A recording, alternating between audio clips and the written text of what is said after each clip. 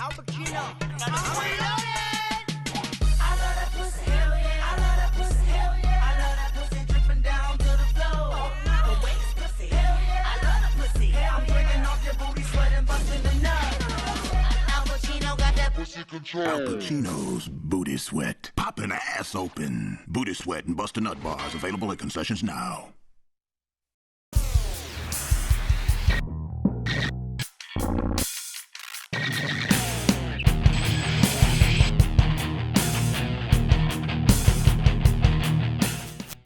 Welcome back, my friends, to the show that never ends. We're so glad you could attend. Come inside, come inside.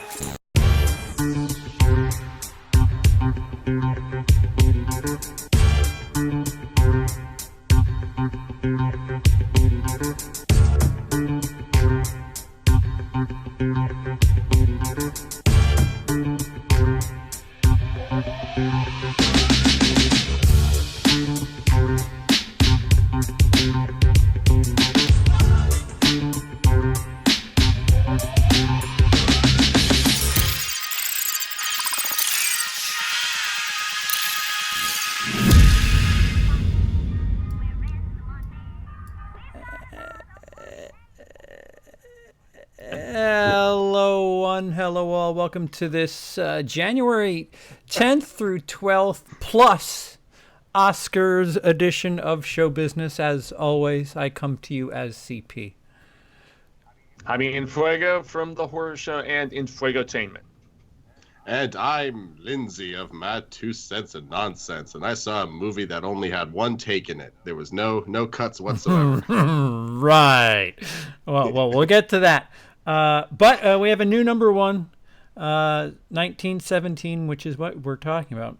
Pulled in $37 million this past weekend, dethroning Star Wars: Rise of Skywalker, which pulled in 15.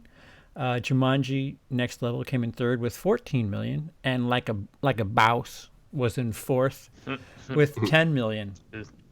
Skywalker officially crossed $1 billion worldwide, so internet haters be damned. Disney has made money off that franchise. There's nothing else to say about that. But we have something new to talk about for the first time in a while that's actually quite interesting. We all saw 1917. We did. Lindsey, do you want to open it up with your one take little jab there? No, it's just a really captivating movie. There's like moments of it that are like there's moments where it does kind of dip, but overall, like it's like so much. And again, like it's not all one take; it's forced one. It's implied one take, like Birdman, but it's constantly moving the camera. It's constantly showing us something new. Like the world is like it's almost like the world is like constantly opening up to us as we're watching this, and that's amplified by the fact that they shot it in this way, because you're just like wondering how many extras are going to run by in this scene. How long did they dig this trench for? Did they dig 10 miles of trench, and did they dig 10 miles of trench over here and then dig 10 miles of trench over there? You're talking about the semantics of World War I in general. It was all like that. That's how they fought in those trenches, right? Yeah, but like you don't necessarily need to dig all that, but it looks like they did, which is commendable. Yeah. Like that ballooned the budget who knows how much, but it made it look amazing. Well, if you get an automatic little whatever this machine thing is, that's all you really need in today's day and age. The right. Claw, whatever the hell it's called. The claw. No, but you make a good point, man, and the fact that like just the way the world expands over the course of just even the first like 15-20 minutes of the film. You start out in this very confined, condensed area in those trenches, and then once they step up and above and they're on the battlefield, and it just goes wide, and you see the full scale of the barbed wire and the bodies everywhere and just all the different stuff that they trudge through. Like it's a visual, just like the masterwork in a lot of ways. I had some issues with the script a little bit. I felt like it lost some steam halfway through, but from a visual standpoint alone, it is a technological, it's a sight to behold. It really truly Yeah, is.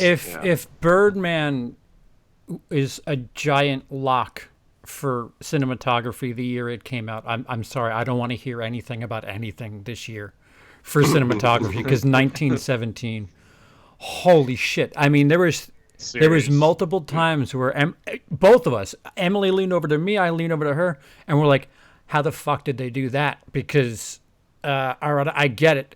Like, there was 2 or 3 times where we'd nudge each other and say that's simulated. If they went into something dark, it was like, okay, you could cut there, but still, I think we were talking about this before, Fuego, where, I mean, they're walking through these trenches and we're getting these 360 angles, and there's just no room. If you just think technically, like, okay, there's a guy with a rig that has to be in there with them, and he's walking in front of them. Yeah, and it all just moves so fluidly too. It's just it's like the choreography on top of like nailing your lines. I would hate to be somebody, 6 minutes into an 8-minute cut and be like, oh, what was the line again? Sorry guys, we have to go back. Or you just like sneeze randomly in the middle of your line or something. Or just trip. No. Yeah, exactly. Yeah, and we know it's not all. Sorry, Go ahead. And I mean, obviously, we know it's not all like one take, but just as CP said, the seamless fashion in which they made it all to our perception seem as such was just, I mean, talk about just brilliance of craft, man. I mean, goddamn, Deakins is a badass of the highest regard. Oh yeah, he's it's a crime it took him so long to get an Oscar. I hope this gets his second Oscar. I mean, like seriously, what is cinematography? What is close? I don't have it here. I'm an asshole. Loquisha. I have director, actors, supporting screenplays, and I don't have cinematography because I think mentally I knew that's a lock. I think Once Upon a Time is up for cinematography. That's the only other one that I could mention. Really. I'm gonna cheat and go to the. Oh yeah, like those shots, like from behind, like the back seat when they're driving. Yeah, there was some cool. They did some cool camera work on that. Yeah. See that?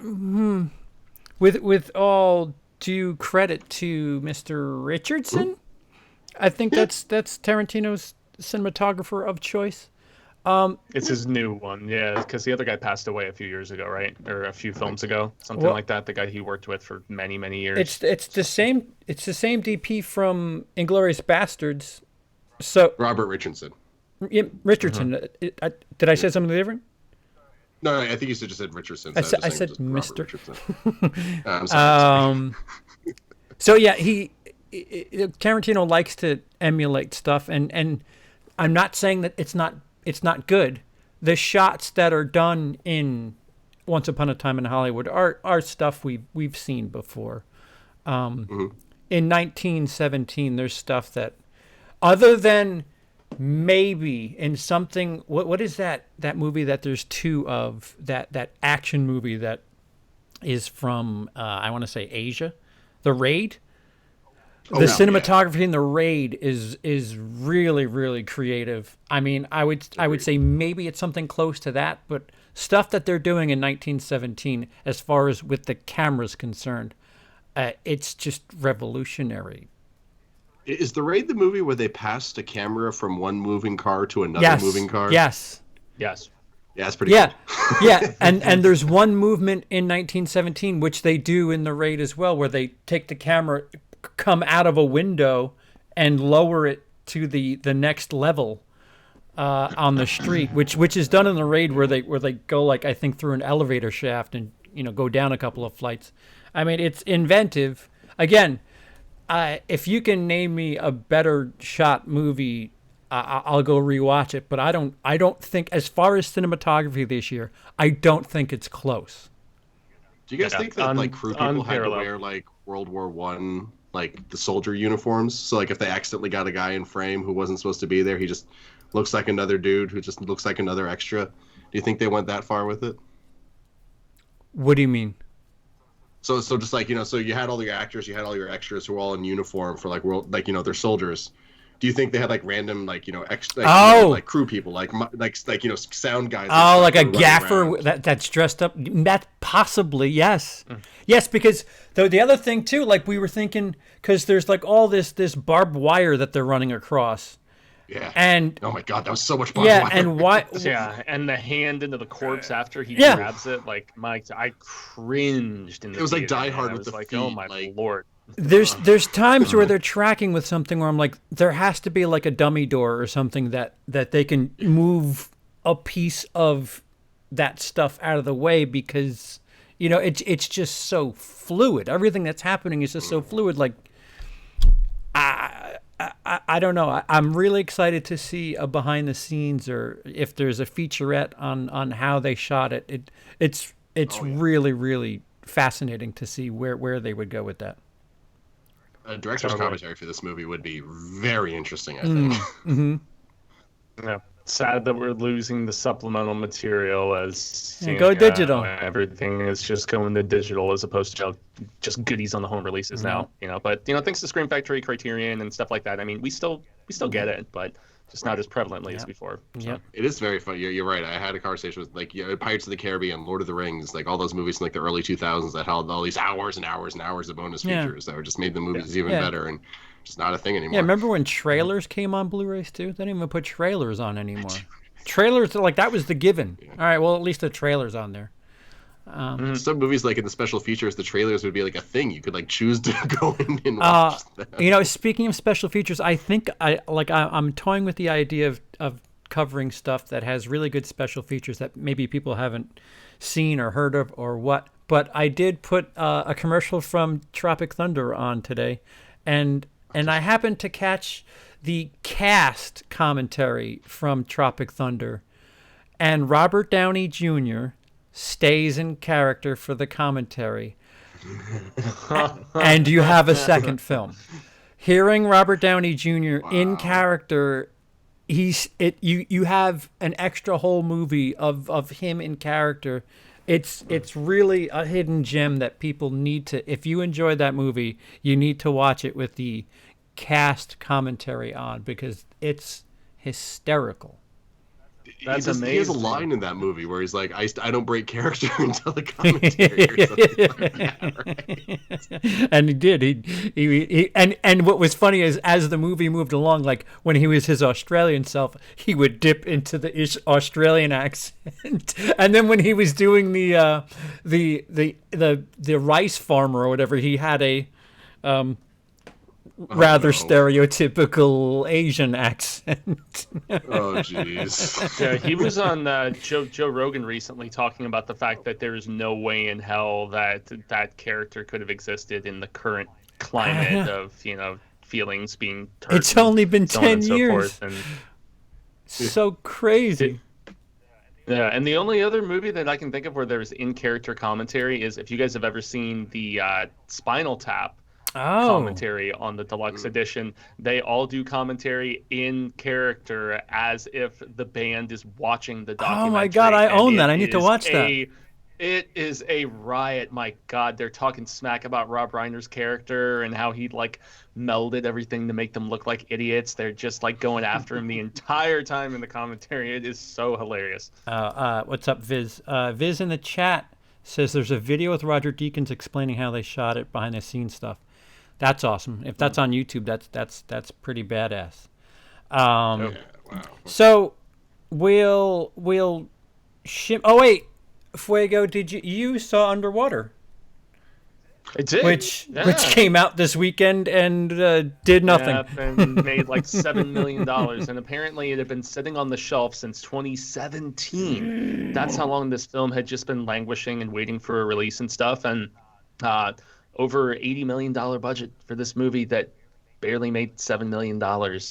So yeah, massive failure. But you know what's really just the biggest sad thing about this is the fact that I actually really dug it. Oh, yeah. And it pushes the limits of PG-13. It was fun. The score is terrific. I've actually listened to the score just sitting editing here in the office at home because I like the score that much. And I feel like K-Stu still gets a bad rap in a lot of ways, similar to Pattinson. Both of them since Twilight, I think, have gone for interesting, diverse, very different sorts of roles. And I mean, she's definitely doing her best Ellen Ripley in this, and the film does take a lot of cues from Alien and even from the late 80s stuff like Deep Star 6 and Leviathan and stuff like that. But I really liked it, man. I thought it was a damn enjoyable time at the theater, and it's really disappointing that this is probably going to only lessen the likelihood of more expensive, like, cool sci-fi horror like this, because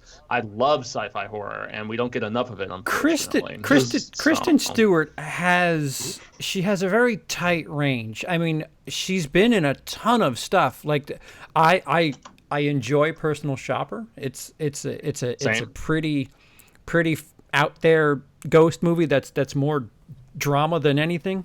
I forgot the name of the movie where she's a soldier, a police officer soldier in Guantanamo Bay. I own it. Don't even remember the name of it. Like, she takes risks, but when it comes to her acting prowess, I really think that there's, every movie, it's not like Leonardo DiCaprio. It's not like Daniel Day-Lewis. Every movie you're getting Kristen Stewart as so and so. I don't really feel that she falls into some sort of character, which, whatever. I mean, not every actor does that. It's not a crime. But as far as carrying something, I don't think Kristen Stewart is the type of person. Like you brought up Ripley. Give me 60-year-old Ripley over Kristen Stewart. There's a handful of actresses I would much rather see, but I mean, it's January. I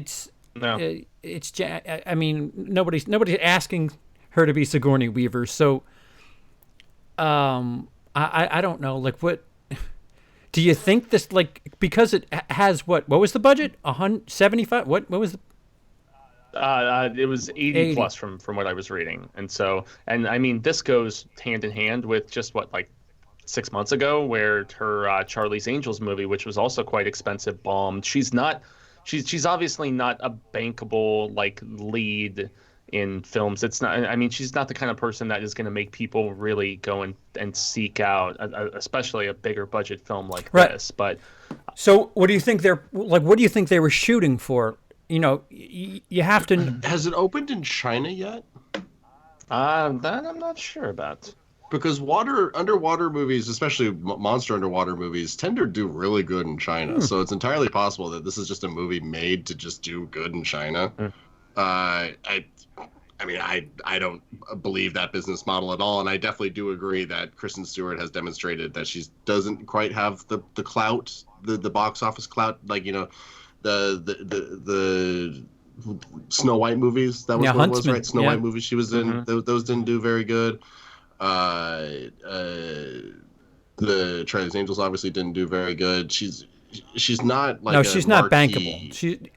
She's very talented. Sure. Like, I loved her in Adventureland. I like that and the other one. The American Ultra is a really good time. Jesse, that one I liked a lot. See, but that also wasn't a huge. Yeah, those are right? reserved. No, much like Personal Shopper. If you need her to be something decent in a $15 million project, Kristen Stewart is. And oh, by the way, you want Kristen Stewart to be in it.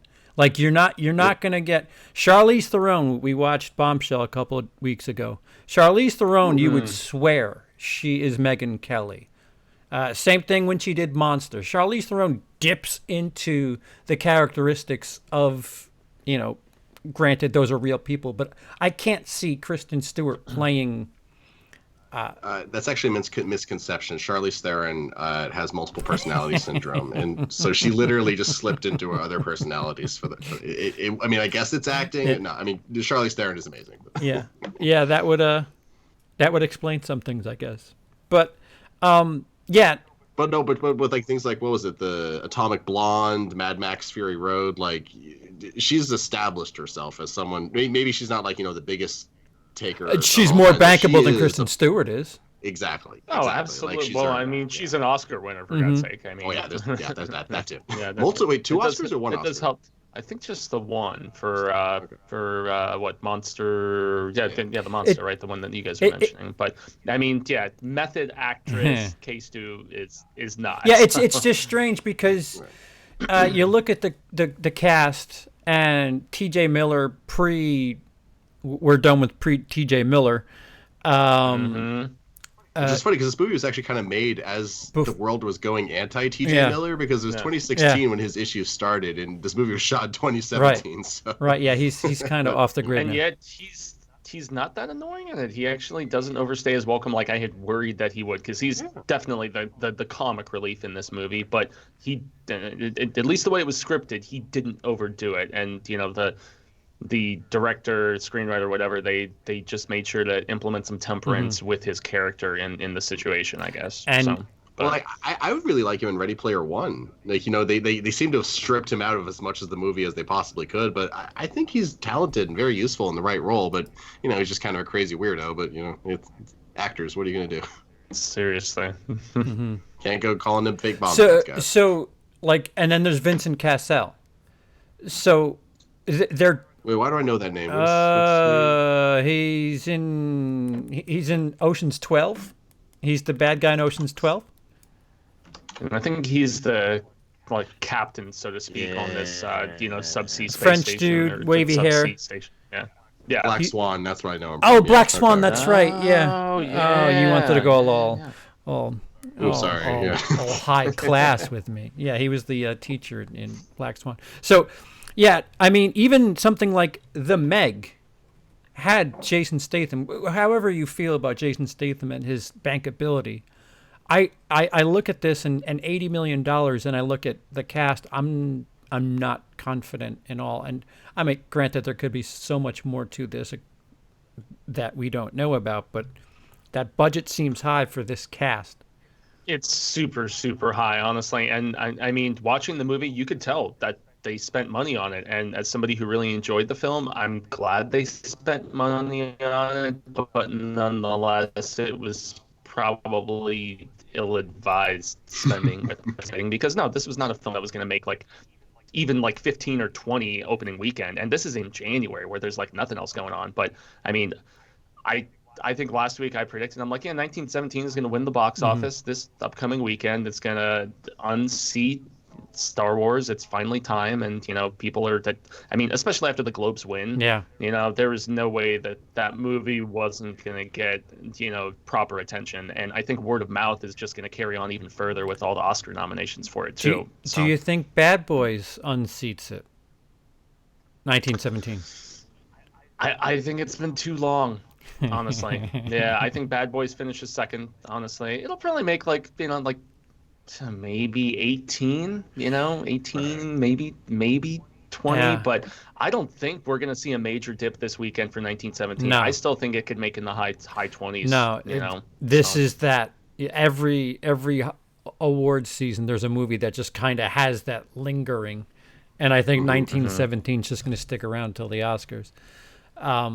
Well, in 1917, I like that they made it now, because there's kind of this weird, I don't want to say renaissance for World War One, but we got it's been 100 Wonder years. Woman. Oh yeah. So there's that. So the 100-year anniversary plus Wonder Woman. They Will Not Grow Old. What's that video game series that's always doing World War II stuff? But a couple of years ago they made a World War One game just for fun. It's either Call of Duty or Battlefield. I know it's going to be one of those two. So I think it was Battlefield. Battlefield 1 rings a bell. So that might have been it. So there's definitely people out there that are interested in World War One and want to see things about World War One, but it just always ends up being World War Two. So who knows? Maybe it's always WW2 or Vietnam. It feels like to me, especially over the course of the last 30, 40 years of sorts. And so I mean, aside from Lawrence of Arabia, that's one that comes to mind. I mean, it's really just not been given the proper attention in my estimation. So. Agreed. I mean, that's just a good movie that people don't really talk about enough in general. I'm being corrected by Gary in the chat that Disney did not, capital N-O-T, make money yet. I meant as a whole for the $4 billion they paid for Star Wars. I think they can call it a net gain. Just Oh no, they're never gonna make money back from Star Wars ever. They're actually negative $16 quadrillion in the hole off of their Star Wars investment. For everybody that was Enjoy. running around with their hair on fire about the lack of money being made on Last Jedi toys, guess what? Yeah. The Mandalorian totally made up for that, and everybody and their mother wants Baby Yoda. Yeah. That's true. Build-A-Bear is actually making them now. Yeah, so. yeah. Disney, they're fine. They even if it's a wash, they got what they paid for. Build a Yoda. That's such an awesome idea. It's a potato sack with a little Yoda in it. What the hell? $60, please. I will pay it. I'll pay $50 for one. So we could step into the Oscars. Well, we'll start with the big hitters. The biggest of the nominees was Joker. I love it. Yeah, best film, adapted screenplay, best director, lead actor, cinematography. Film editing, sound mixing, original score, makeup and hair, and costume design. I think it's funny that it's got original score when it has that song in it from that one guy. Sinatra. Oh no. What was it? I'm blanking the name. They used to be all the sports event movies. Oh, Rock and Roll Part 2 by Gary Glitter? Gary that's Glitter, it. Yeah. who is still rotting away in a Vietnamese prison for having sex with underage prostitutes. And having a hard drive full of them. Yeah, he was a sick son of a bitch, man. He's a nasty guy, unfortunately. Yeah, that was a we're weird not talking moment. just like underage. He had sex with like a kid, so it's horrible. So we're talking about movies, fiction. That was the moment in the movie where that was the moment in the movie, honestly, where they lost me, because I just rewatched it this past week since it's on home release now, and while I will champion the performance, I'm 100% he's going to win. Oh, yeah. Just like I think 100% Renee Zellweger is winning for Judy. Best Picture is where I have no idea where the Best Picture is going to go. I do not think that there's a front runner in that regard. Like, my heart is with like JoJo or Once Upon a Time, but who knows if they'll give it to Scorsese? Who knows if they could really pull something out of their hats and go with Parasite. I don't think that's going to happen. I think that's just going to win some technical stuff, maybe it's a lock for foreign. It's locked for foreign. It's this year's Roma right, in a lot of ways, Right. But yeah, Best Picture though, I don't know where in the hell it's going to go. Who knows? Maybe Joker just like steamrolls through this mofo. I have no idea. So all the Academy guys are like, I'm gonna be cool and vote Joker. Yeah, I'm hip. I'm with it. Love that Joker. So I'll put a pin in this, because when we get to the snubs, I mean, a lot of people point to certain aspects of the Joker when they talk about, well, you could have put blank in here and replace blank. That's a bit of a teaser for where the conversation is headed, but Blank man. yeah. There's a couple. I've watched Joker in full a second time, and I wasn't too rah-rah with it to begin with. Their performance is incredible. I think it's neat to have a character and focus on mental health in that fashion. But other than that, I don't think the film is that strong. I think it's a good movie. I don't think it's 5 stars, the savior of cinema as we know it, as people are trying to make it out to be. Well, and I was watching Todd Phillips talk about the fact that they didn't have much of a script. They just had and nominated like situation stuff. They're like, okay, this is where the scene needs to go. But they just let him just improv and all this stuff. And on the DVD that I rented from Redbox, they had the part where he comes on De Niro's show, and they had like 12 or 15 different takes where he was doing every single entrance from behind the curtain in a completely different fashion, from peeking behind the curtain and being weird to boisterously making his entrance to like making out with the old woman to like snubbing the handshake with the other guy. I mean, it really just made me respect Joaquin a whole lot more. But that doesn't mean that it was a tight script. It's really it's the performance Joaquin's is incredible, and right? It's the reason the movie is so good. So. Yeah. I love that you bring up the script situation, because I still kind of stand by a thing I said on Twitter a while ago, that I think the first draft of this movie didn't have Joker in it. Oh yeah, no, it's at called. Some point, someone's like, "Oh, it's called Taxi Driver," and it's called. Yeah. Let's like retrofit this. Yeah, let's make this a Cloverfield. Yeah, movie King of or Comedy whatever. meets Taxi Driver.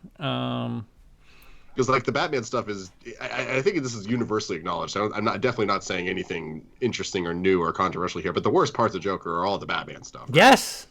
Yes. Right.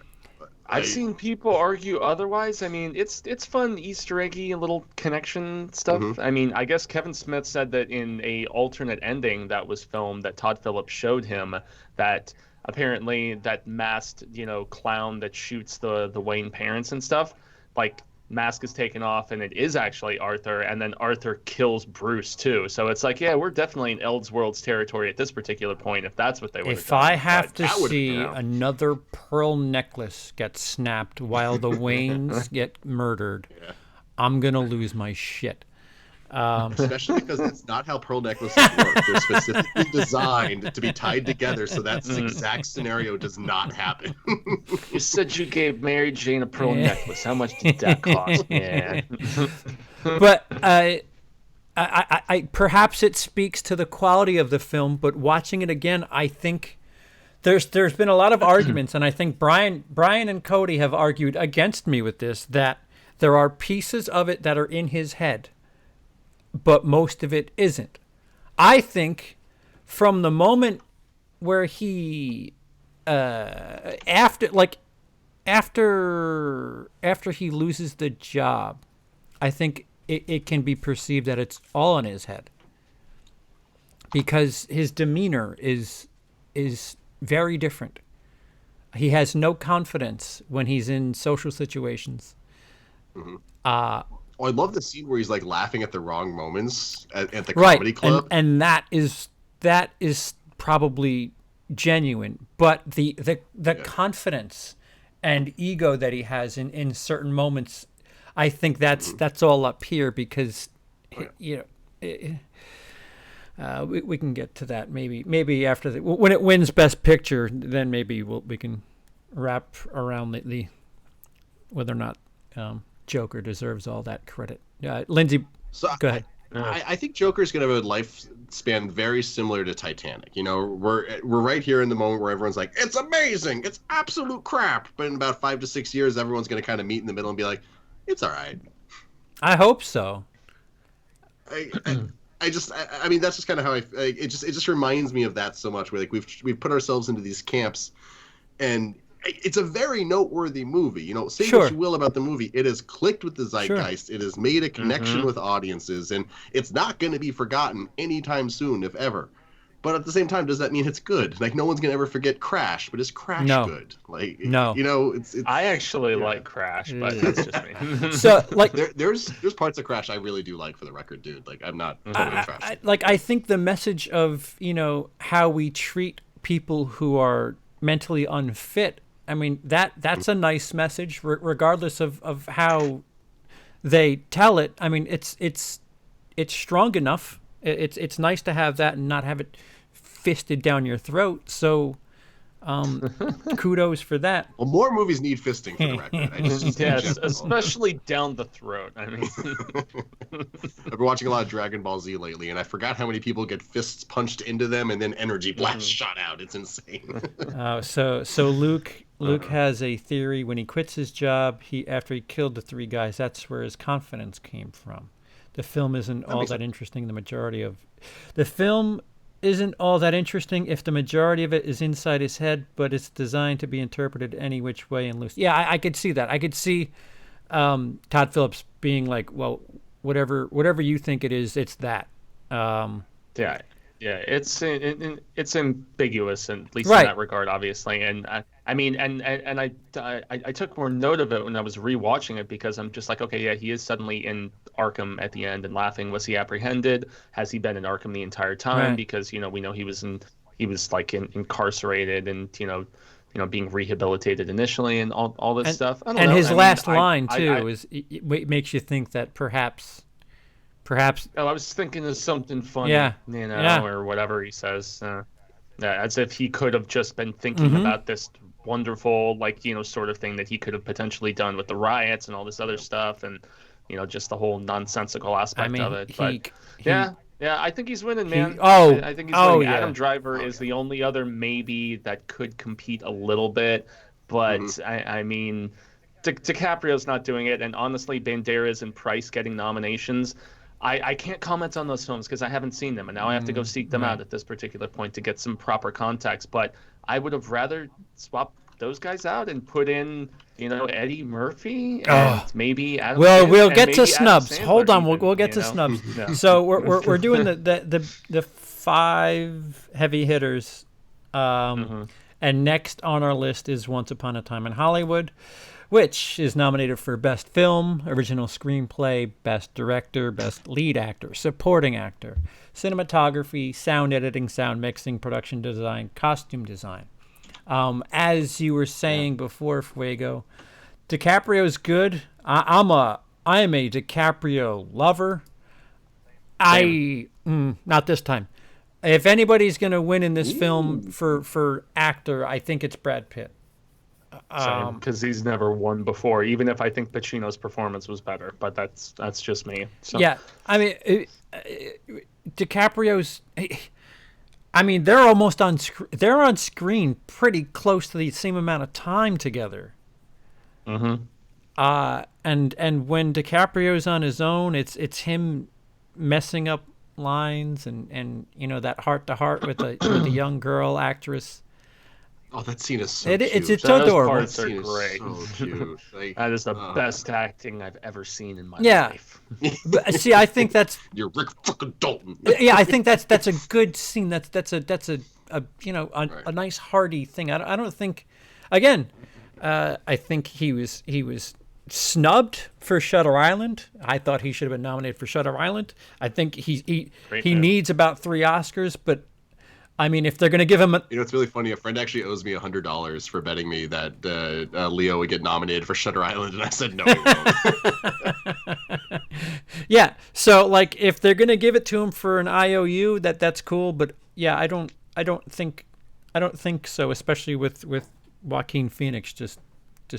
And speaking of IOUs, Tarantino's never won for directing before. He's won for screenplay. Well, yeah, he's won for other things, but for directing, never. So I wonder if he'll get the IOU for directing on this because they didn't nominate Todd Phillips for Joker. No, they did. I thought, didn't they? Oh, did they? Oh, I thought they didn't. No, he is nominated for director because I've had to dispute that. There's the big argument from the internet appears to be take Todd Phillips out, put Greta Gerwig in. But again, well, Greta Gerwig, I didn't see the movie she made, but she's nor very have talented. I. We'll get to that in a little bit. Okay. Sorry, that's another one I have to make time to watch, even if it is definitely not up my particular alley. Yeah, Little Women, another one, cool, yay. So Once Upon a Time, I don't know.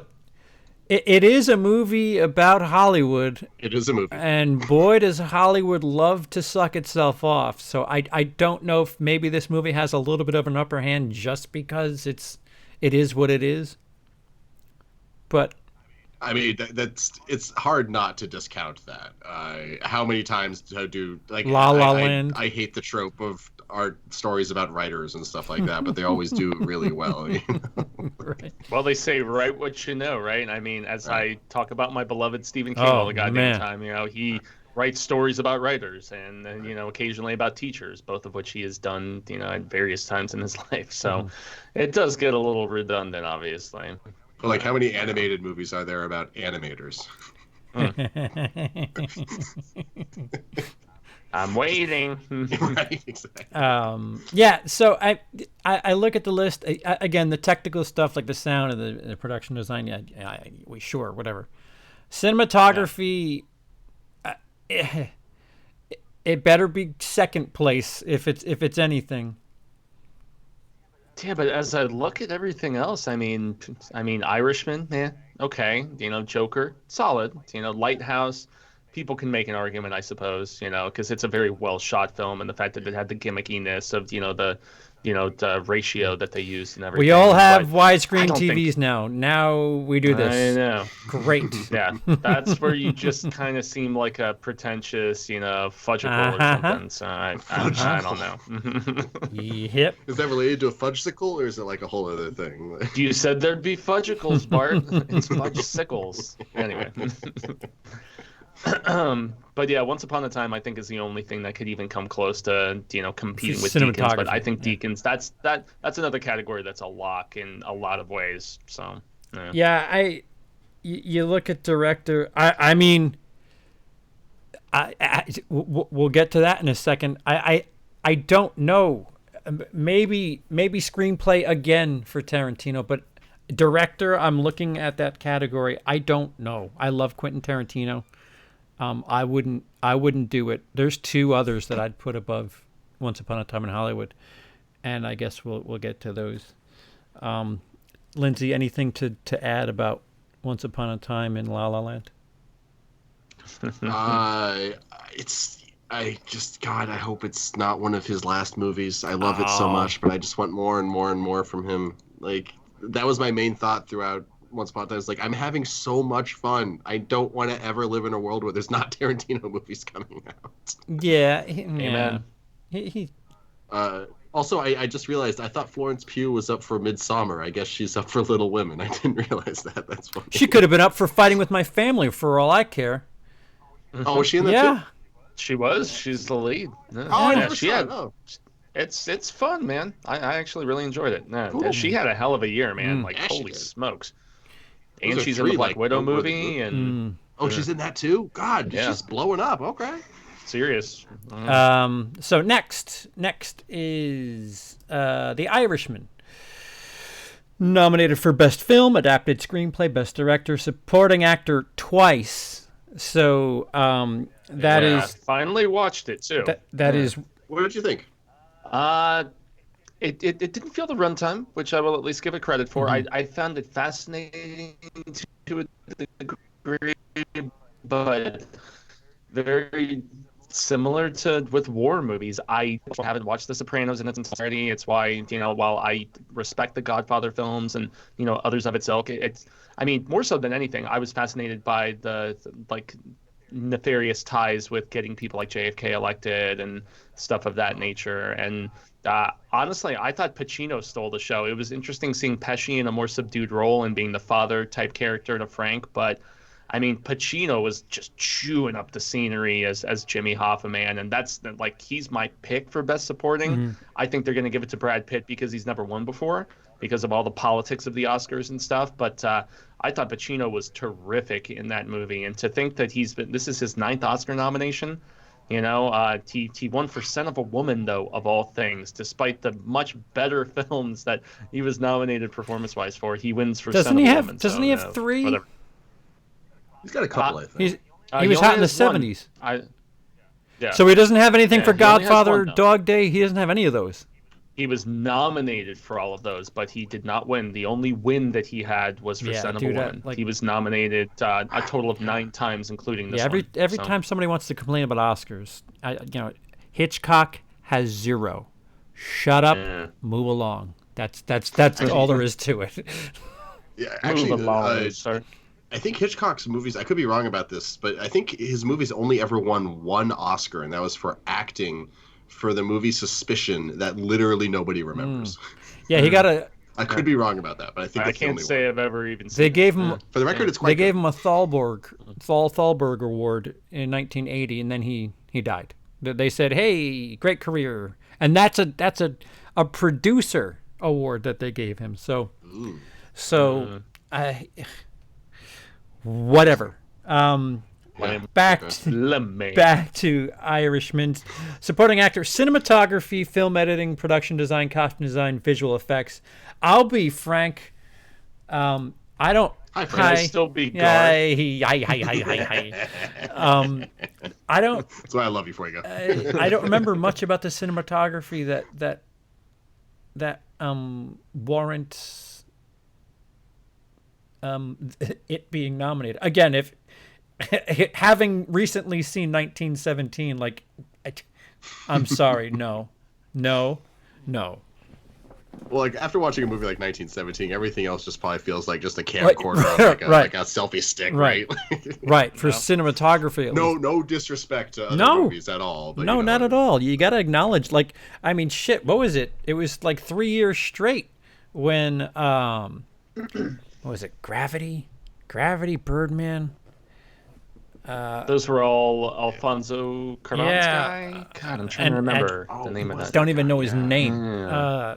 Yeah, it was just give it. Look who's coming back with another one, but Emmanuel Lubezki. Yeah, yep. There you go. Yeah, I know. I remember. And was he Revenant well. too? I think so. Yes. Sleepy Hollow. Hey, I love that movie.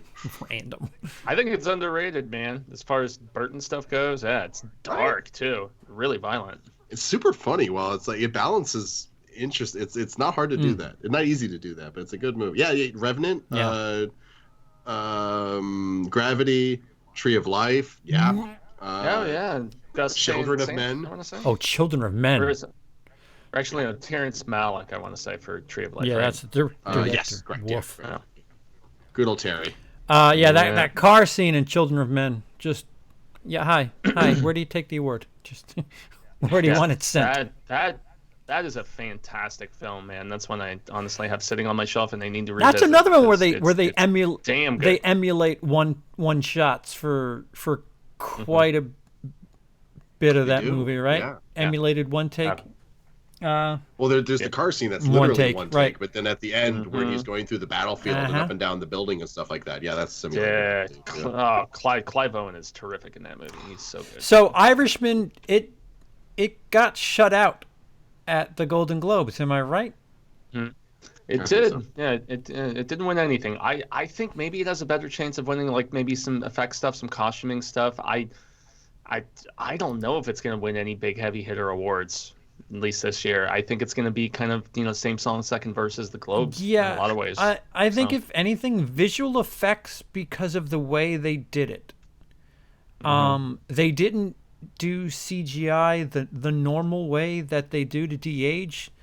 They use this technology where they had 3 cameras on the actors because Scorsese didn't want to do any of that, green dots all over people's faces. So they figured out a way to, I want to say it was infrared. They used the mask feature in Premiere Pro and just took Pesci's face in the 70s. But yeah, it might win for that because of the way they I don't know, revolutionized visual effects. The question mark at the end. Yeah, it's up against Skywalker. It's up against Lion King, 1917, and then Endgame. I mean, maybe they'll give some love to the Lion King. I did not like that movie. It felt pointless to me, but it was very incredible the way that they were able to make all of those animals seem so photorealistically, accurate. So. Agreed. There's parts of that movies that do take your breath away, but I guarantee you if it wins, the internet's going to explode with people posting pictures of lions being like, oh, look at this emotionless lion, give that an award. Well, I mean, when Bohemian Rhapsody won for editing, it was just like, oh, God, what? Yeah. What? Is this how we edit from now on? Okay. Next on the list is 1917. Best film, original screenplay, best director, sound editing, sound mixing, cinematography, production design, original score, makeup and hair, visual effects. There's 3 F's in effects there, you dick. Nice spelling. Effects. It might. That's the super effects, not just regular effects. I don't know if this. I mean, Fuego, you said it. The screenplay's okay. It's a little thin. It's okay. Yeah, I was looking at the original screenplay competition. I mean, you've got the only love Knives Out really got was Rian Johnson getting a nod for the screenplay for that Marriage Story. Original is a rough category, yeah. Yeah, it's going to be really tight because Parasite is on there, Marriage Story is on there, Knives Out. I would put all 3 of those above 1917. Even Once Upon a Time in Hollywood. Once Upon a Time in Hollywood is also there. Yeah, I'd say 1917 is the weakest of the 5 agree. originals, but I mean, it's going to be in serious contention for, sound editing, things of that nature. It's not really an actor-centric sort of film. It's not really a performance film. It is definitely a visual, just sight to behold, as I mentioned before, but it doesn't really make or break its quality based on the performance of our two leads. There's not even a ton of dialogue in a lot of it. It's a super emotion-driven story. So it's like, it's not about like the narrative so much as just like the visuals and how they affect us. And so, I agree with you there. So it is... Yeah, I mean, I guess give it respect, and I did like at the end where they're like, it's from Sam Mendes' grandpa or something like that, a story he told or whatever. That was kind of cute. That's who he dedicated it to. I think where this movie shines, and it almost seems like it's part and parcel, is cinematography and direction, because the cinematography just give it already. But to go through that movie and be able to have it choreographed and play out the way it does, I think that falls a lot on the director. Big time. So it almost feels like a twofer. Like if you've got to do one. You've got to do cinematography, and having said that, knowing how cohesive and fluid a film that is, and how, technically speaking, regardless of how you feel about the story, it's quite an achievement technically, the way that movie plays out. And I mean, it's like you said, Lindsey, perhaps they had, gaffers dressed up as army dudes. Neat way to cover stuff up, but... Who's going to question an army dude with like a big pole? No, this is a gun. I would not be surprised, though. I mean, with just the attention to detail and so much else of the film, I mean, I would not put it past them, like, at all. Yeah. So there's obviously there's no acting categories there. And I mean, rightfully so, I guess. So what's funny is actually I don't want to spoil it, just if in case anyone's listening or watching hasn't seen it yet, but the two named actors. Germany loses. Oh my God! Actually, that's not a spoiler for their movie, actually, but go ahead. Spoiler for history, the real spoiler. When the two actors who actually are recognizable showed up, it did take me out of the movie a smidge. The second one took... actually. Big time, yeah. I mean, he's in the trailers, so... Right. Oh! I mean, we can say Benedict Cumberbatch goes up. He felt out of place to me, so... Yeah. The guy who wasn't in the trailers, I thought worked better, but it was still like, oh, you're in this movie now. Okay. You're talking about by the truck?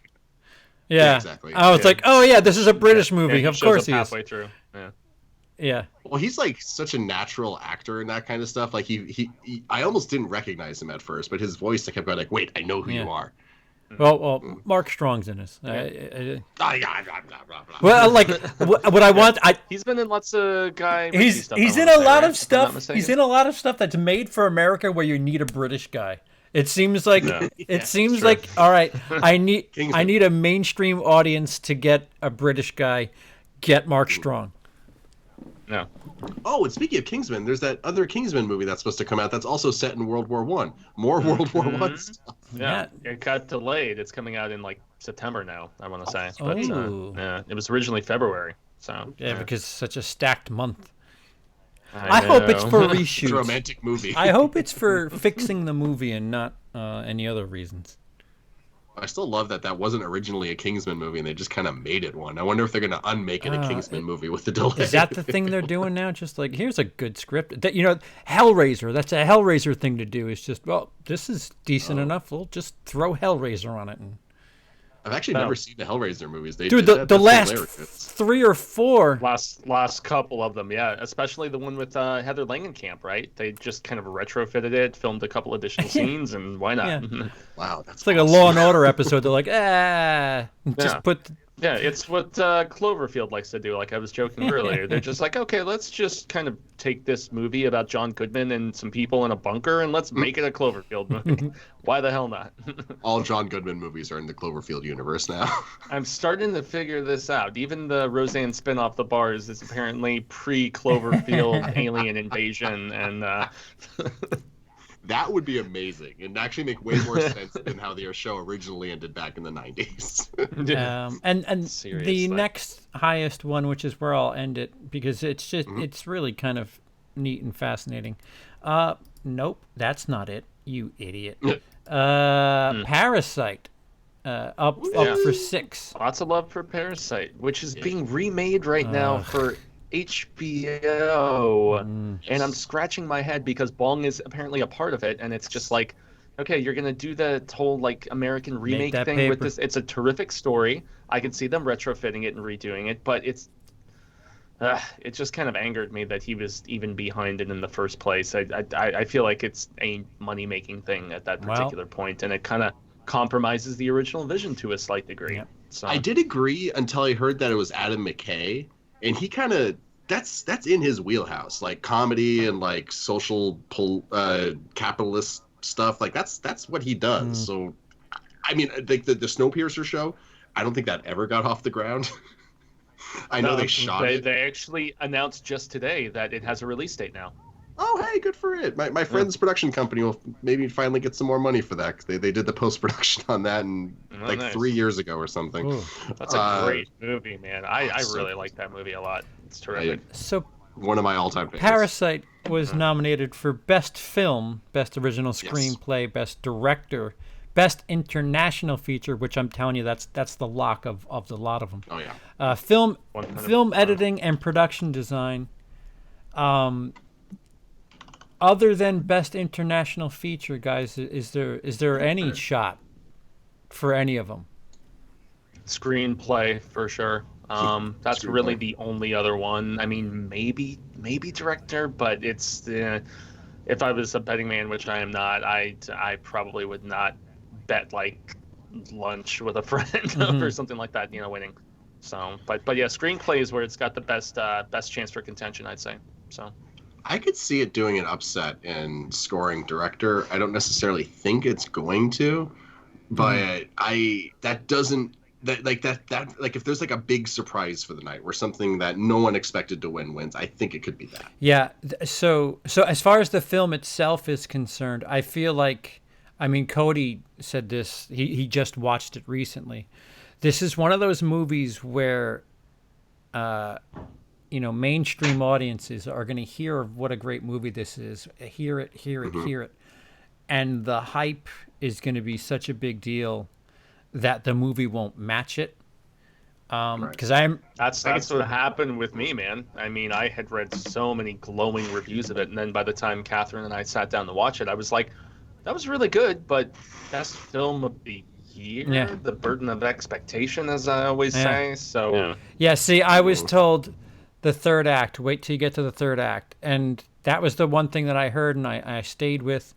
And what really got me was the third. There's a little bit more to the third act than what I was expecting, and it was quite impressive. I forgot what the quote is that Bong Joon-ho said about the movie, but there's the tragedy. 1 inch of. It's a tragedy. It's a comedy. No villain. I forgot what the hell he said. I should have wrote it down, and I didn't. It is a melding of genres in that regard, which is really impressive. And I actually was not as big a fan of the third act as a lot of people. I actually just seeing all of the pieces fall into place with the manipulation in like the first like half or so of the film was what I found especially fascinating. And just how it all just kind of snowballs downhill, like, dominoes sort of situation. I thought that was really fun and clever and interesting. That was so I like the first half of the film better than the second half when it takes a detour and gets a lot darker, I guess. So it's very, very, very Fargo-ish in the nature in which things just hit the fan. It is funny too, because like around somewhere in the middle, I remember thinking, I don't know where this is going, but I just want to watch more of this. I am having fun. Yeah, it's a really good movie that I don't know what genre I would say it is. Somebody asked me if it's a horror movie. I'm like, no, it's not a horror movie like at all. It's a dramatic comeuppance. Dramatic, semi-comedic, it's semi-thriller. Yeah, Dark I was comedy. gonna say comedic thriller is what I would probably, put it as comedic thriller, or thriller with comedic overtones or something, but because it's a funny movie, Yeah. it really is. Yeah, darkly I've so. bet for years. At some point, we're gonna start getting a whole bunch of gifs and memes of the so metaphorical guy. Like at some point. So we could segue into the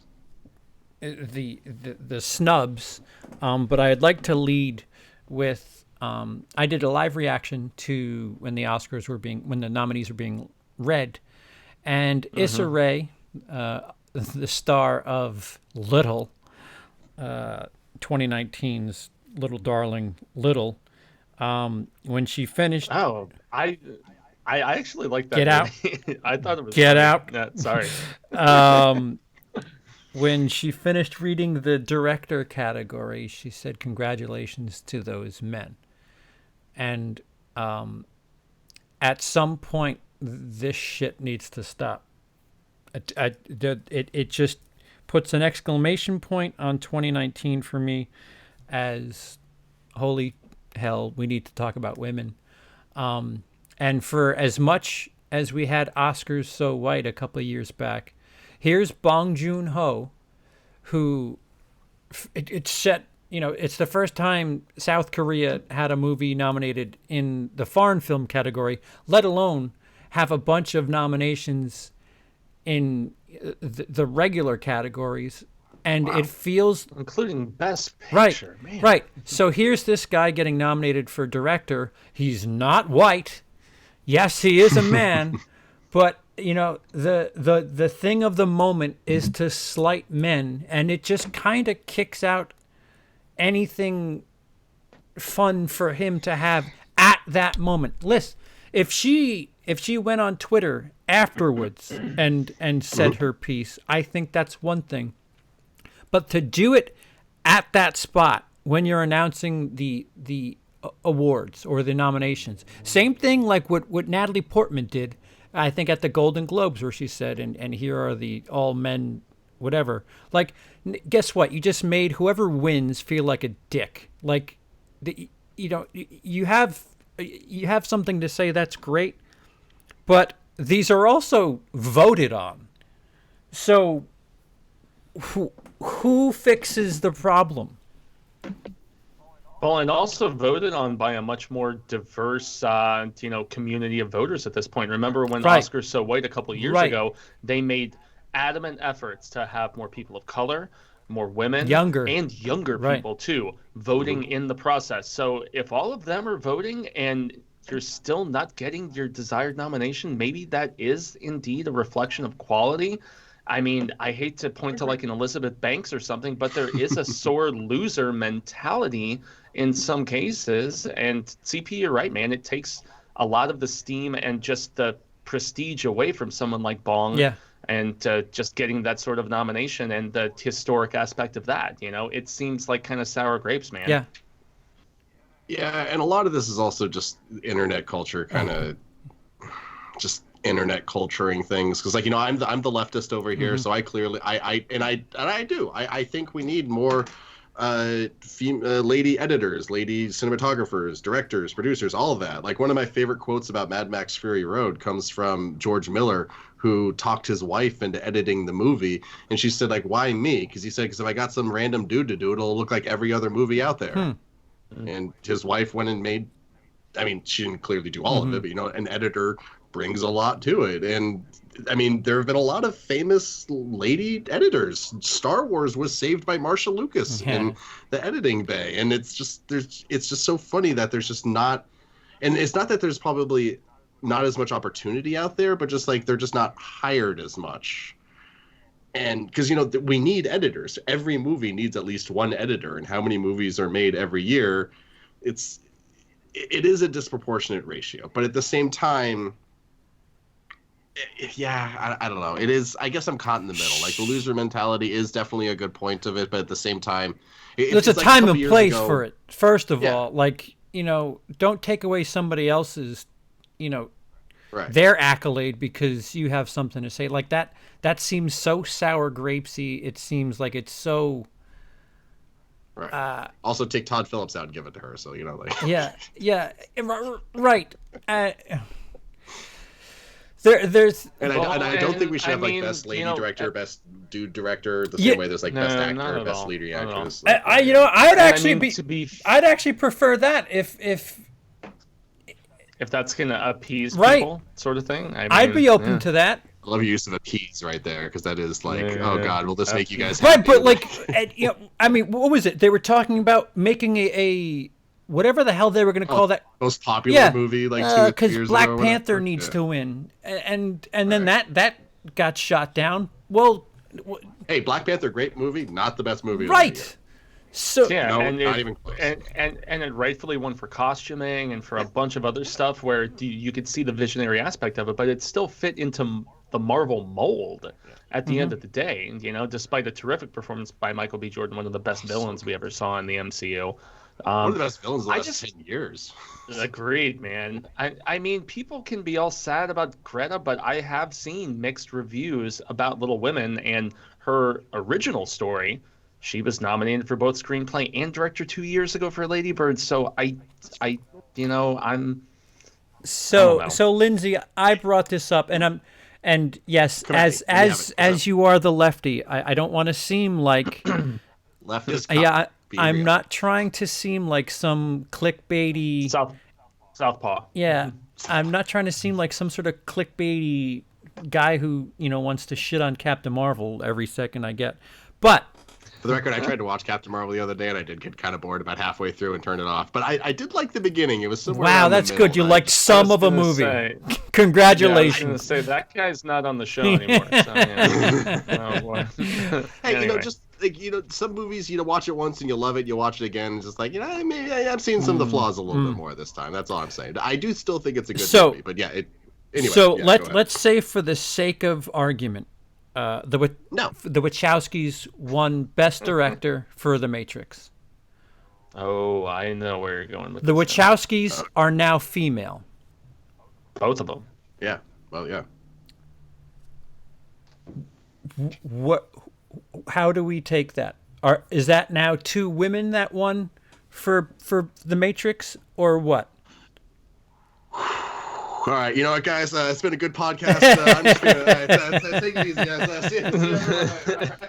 I mean, if sex, there's a terrific South Park episode about Strong Woman from this past season that I consult everybody to go look at.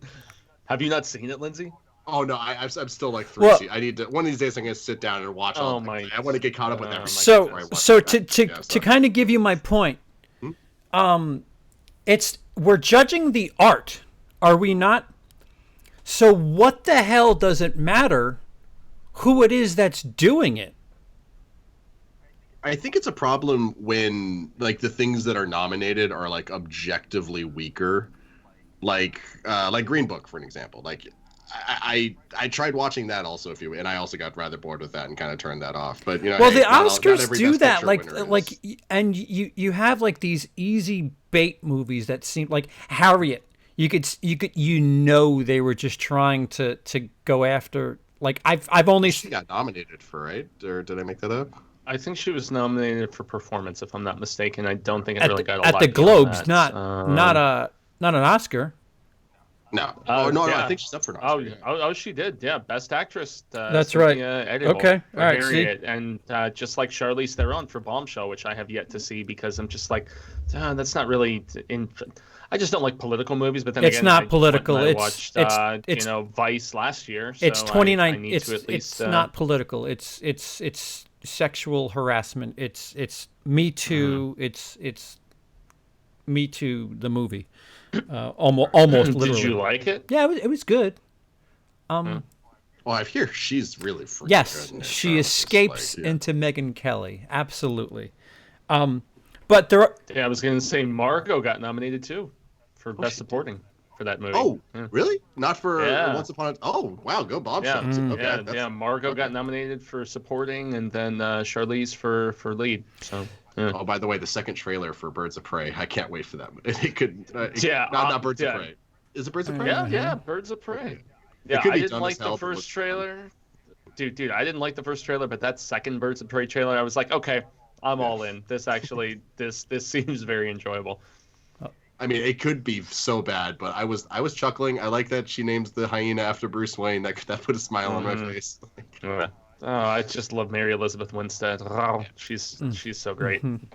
Exactly. Oh, I've sung her praises So so many times on this the show. Oscars every year, there seem to be 3 or 4 movies where it's just like they're doing that movie specifically to play into one of 3 categories that. It's weird. This year, there doesn't appear to be that dominant social race. I don't know. There's like this. If you play social bingo every year at the Oscars, you can kind of tick them off. Green Book last year, The Help a couple of years back, 12 Years a Slave. A Crash, Blindside. If we go back 10 yeah, years ago. like there always appears to be this thing where like, okay, cool. Like, how about you just make movies that aren't so Oscar baity, and we can nominate something like Black Klansman, and even that was a little bit of that message, but it was more a story about a guy who was doing a thing, not so. I'm the wrong color and person to talk about this. But anyway. Well, I mean, I think a lot of movies get made with the intent of being Oscar bait, and they just fail epically. Like, I guarantee you, someone along the lines of production of Cats was like, "Oh man, we're gonna get so many awards for this. We're being so bold. We're being so original." Which I finally watched, guys. Not even Globe. I used my A-list to go and watch it. I was like, yeah, I have an extra pick this week. What am I gonna do? Then bong rips and go watch Cats and see what's going down. And go ahead. It's bonkers. It is so weird. Although it's funny because like the main song from Cats it's very, very popular. It's called Memory, if I'm not mistaken. Yeah, and I had heard the song before when I was dating this girl in Denver about a year or so ago. Like one of her audition bits in her video was her playing piano and singing that song. And I was like, wow, that's a really beautiful song. What is that from? And she's like, oh, it's from Cats. And I was just like, what? So I'll say that I didn't hate it. The song or the movie? The movie. I didn't hate the movie. The movie is like the story is as strange as can be. It's definitely not for everybody, and the effects look really horrible at times. But then again, there's other times when they don't, and I mean, just the silliness of like the prosthetic noses and the makeup on the stage play. I don't know. I couldn't beat it apart like a lot of people, but I was thinking of Team America, where he's talking about, I got raped by Mr. Mistopheles when Cats came to my town and blah blah blah. So yeah, that's in the review video that I'm currently editing. That's going to play a part. There's going to be all kinds of Cats jokes, but yeah, I didn't hate it. I mean, so do you think you saw the unfinished one before they like patched the movie, or did they? What's so weird is that they all have human hands throughout the entire movie. So that's where I was just kind of like, I was trying to figure out where. Maybe. I don't know. Which would make more sense, but they all have human hands in the movie. So it was weird. So, Rebel Wilson is horrible in it, though. Absolutely I'm atrocious. Completely shocked. But the lead is good, and they're like sniffing each other, like just nuzzling up a lot of the time. So I don't know. The story is just so strange about trying to get sent into some weird afterlife of like just I don't know, reincarnation. It's a very strange story, but I actually do like some of the songs, and so I have some strange soft part deep inside me. Idris Elba, he's not bad. He chews up the scenery as the villain, and he's funny, but I mean it's massively forgettable. I just had to go to a theater and see what all the fuss was about. It was almost one of those car crashes that you can't take your eyes off of, and maybe I just went in and thought it was going to be so bad that when it wasn't as bad. And you were also under the influence. Ridiculed it for being true. True, which helped. So to repivot, Lindsey. Pete in Yes, the sir. YouTube chat says, I just find it funny that people are shaming one of the most leftist liberal institutions in our society for not being progressive. Talk about a comedic irony. I agree. And what is your take on that, Lindsey? You know, if Well, I mean, just as everything can always be more fascist, I think everything can also be more liberal. You know, like there's always room for improvement.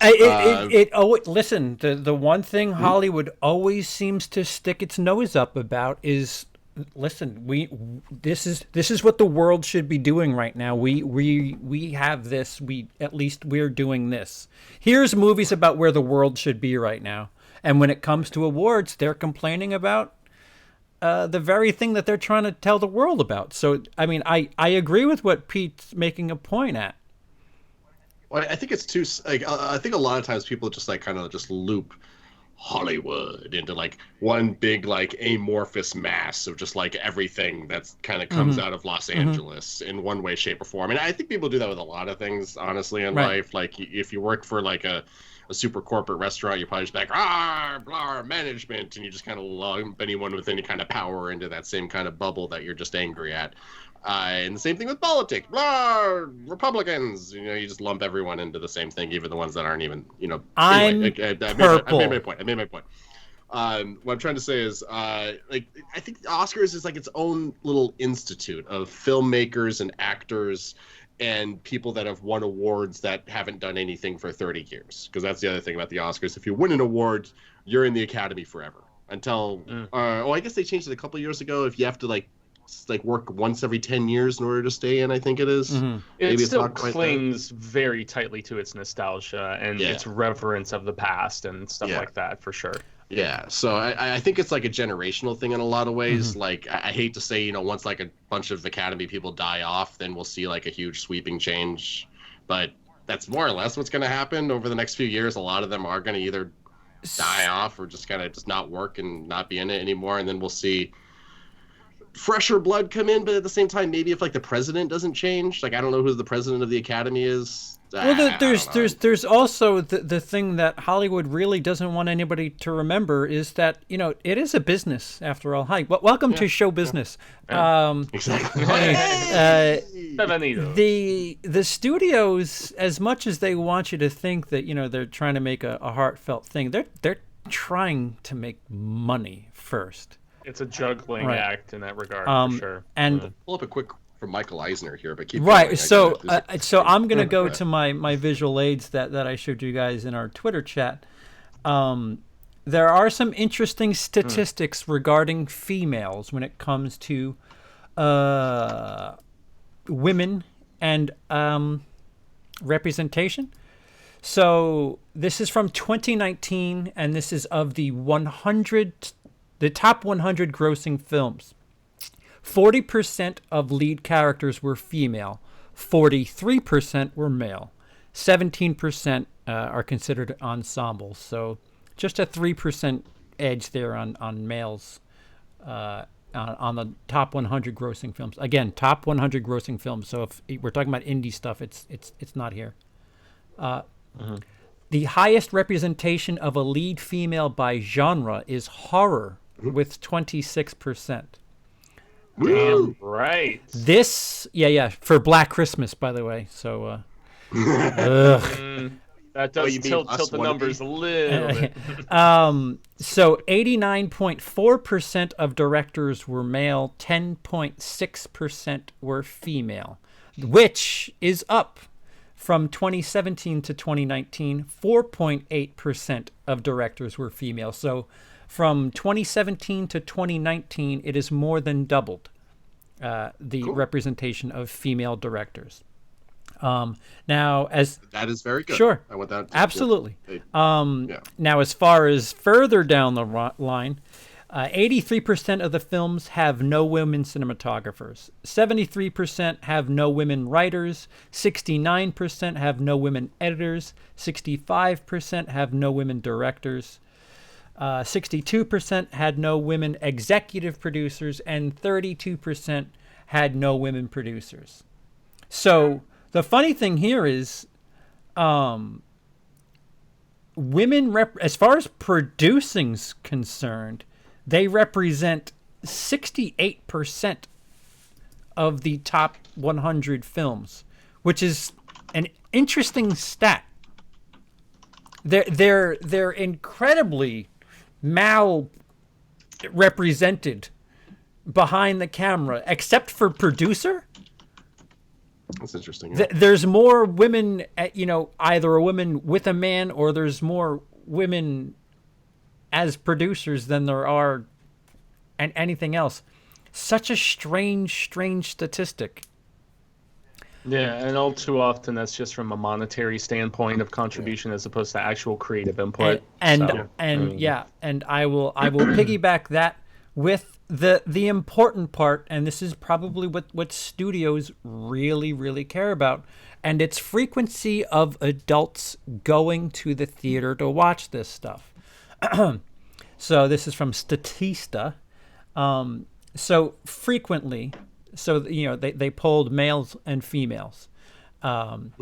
So of males and females that would go frequently, which means once or twice a month, 17% of males say they would go frequently. 12% of females say they would go once or more per month. Occasionally, which means less than once a month, 42% male, 39% female. So occasionally to frequently, which means, about once a month, it's 59% male and 50% female. So men go to the movies more often than women do. And for the infrequently category, once a year or less, 50% female, 41% male. So men are just going to the movies more. Yeah, and that's not something that surprises me, because even like growing up, in high school and different people that I met, even in like the different art classes I took, film classes, things like that, there were more guys in those classes. I've known a lot more film nerds that were male. I agree. It's almost like it's almost like nerd culture, whether it's comic books, whether it's video games, whatever, you do probably encounter more males, and so maybe that number correlates with the fact that there's more men making movies. My actually, now that you say that, my intro to film course had 0 females in it. There was 13 of us, 0 females. I don't know whose fault that is, but I mean, I don't think that's anyone's fault necessarily. Right, but it just how are you supposed to blame society for something that just isn't? Like, they're not running out trying to. It's not like people were. I mean, I hate to. Go ahead. Sorry. No, go ahead.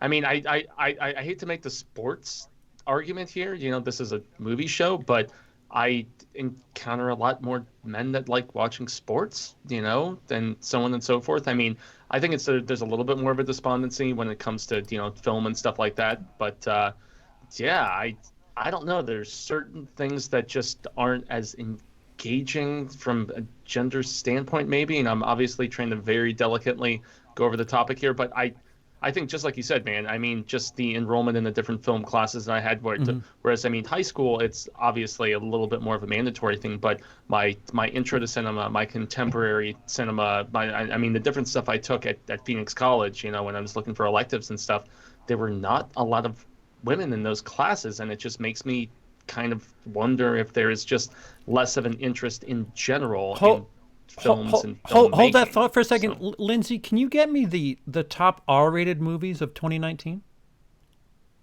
Because I'll pop up the top 10 of 2019. Avengers Endgame, that's a quote, technically that could be considered a family movie. Lion King, family movie. Toy Story 4, family movie. Frozen, family movie. Captain Marvel, female led, it's still technically family movie. Star Wars, family movie. Spider-Man, family movie, but probably geared towards boys. Aladdin, family movie. Joker, men. It Chapter 2. That's It Chapter 2 is the first one where you could probably dig deep and say, all right, now what's the ratio here? A little bit of both, yeah. So the three highest grossing R-rated movies of the year were Joker, It Chapter 2, and Once Upon a Time in Hollywood. All right. I would venture. I'm trying.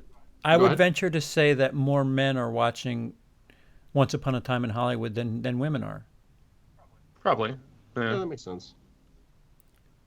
So the studios are trying to make money, and I think they're just playing to their audience.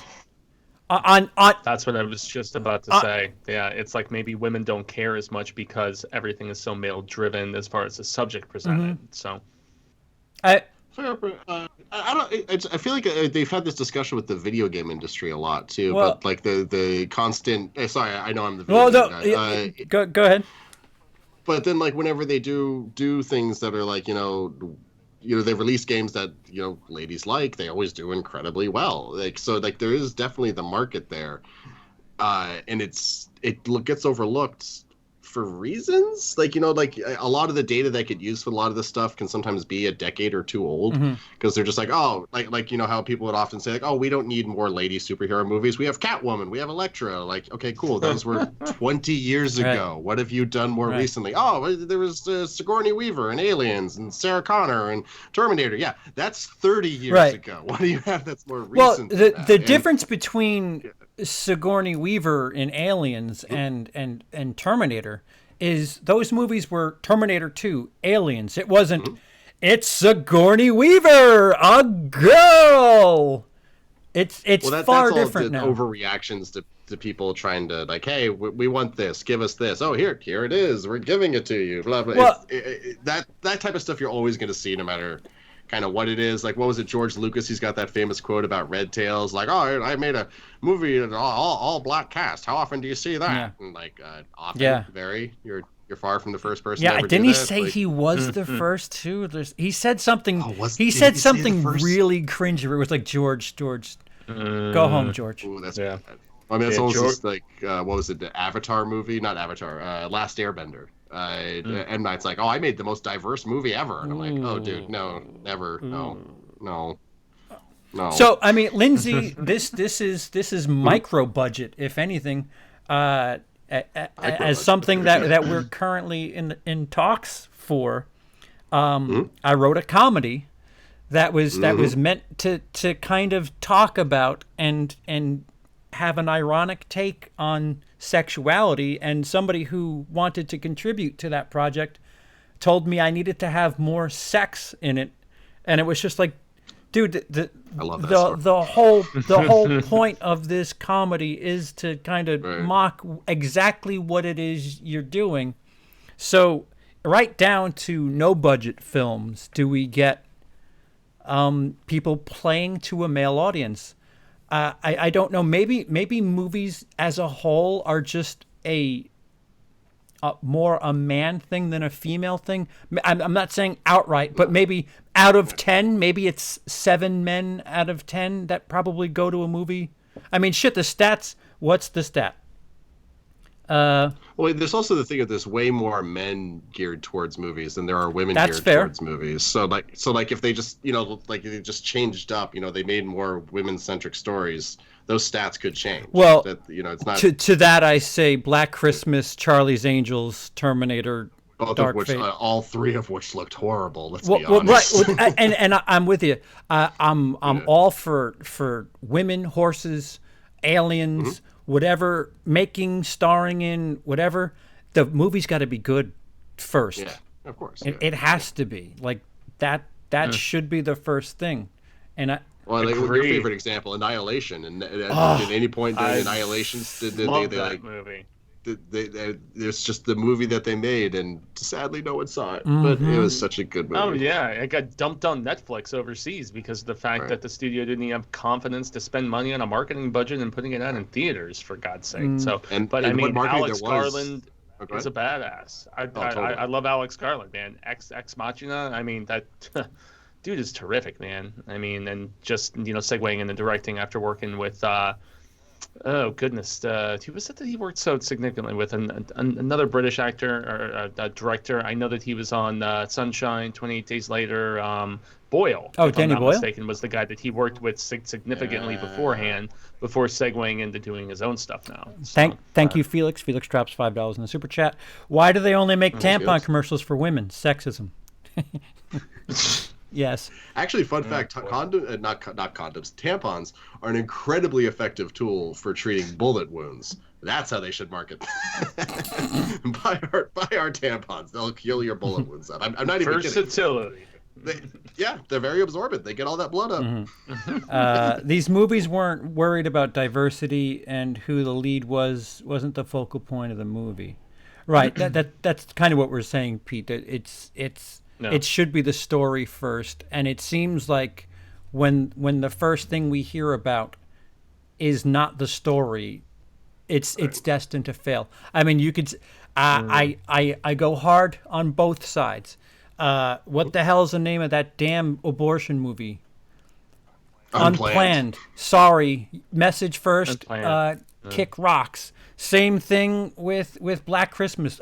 Just women first. Yeah. Sorry. Maybe next time. You cannot do that. Both sides of the aisle. Yeah, and I saw. Go ahead.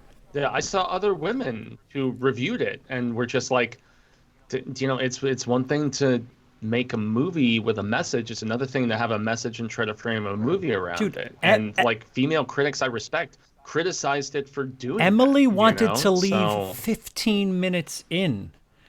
We stayed in Black Christmas because I told her to stay. So what the hell does that tell you? Like, she's like, I can't take this. I'm like, wait, hold on. It can't be that bad. It was that bad. So yeah, like, not. Well, we have this problem just with Hollywood outright. Hollywood disrespects audiences on a massive scope where they think we're just too dumb. And I think that the same could be said for women. Like, look, girls, go, don't you want to go? There's girls. It's the same thing like what you said about Annihilation. People didn't want to watch it because the studio didn't have any confidence in it. Yeah.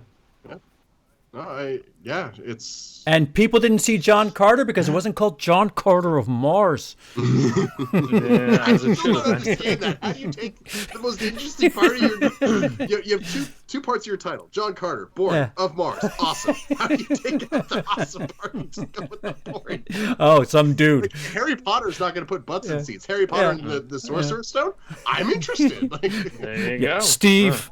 Well, good movie. I mean, remember, like, what, 10, well, actually, it was more like 15, closer to 20 years ago when, the whole pandering thing was, okay, Forrest Gump got Oscar nods, Sling Blade got Oscar nods, sure. and then you got something like I Am Sam. Yeah. And it was just like, okay, just play a disabled person, and that is going to get you the accolades, the sympathy, the awards buzz, so on and so forth. And, I mean, it just feels disingenuous at that. Oh yeah, it's a skeptic way of looking at audiences. A cynical, not a skeptic, a cynical way of looking at audiences. Big time. And I think Tropic Thunder, as much as that's the theme for tonight, that really pointed out a lot of things that are silly about the industry, about Hollywood as a whole. And honestly, I think they could make Tropic Thunder today. They might need to change a couple things, but because it's so taking shots at Hollywood over that kind of bullshit, that makes that movie like timeless, because they're still doing that to this day. People are still taking those parts, or not necessarily, you know what I mean? Like, they're still, this will get me an John Oscar. Travolta in The Fanatic.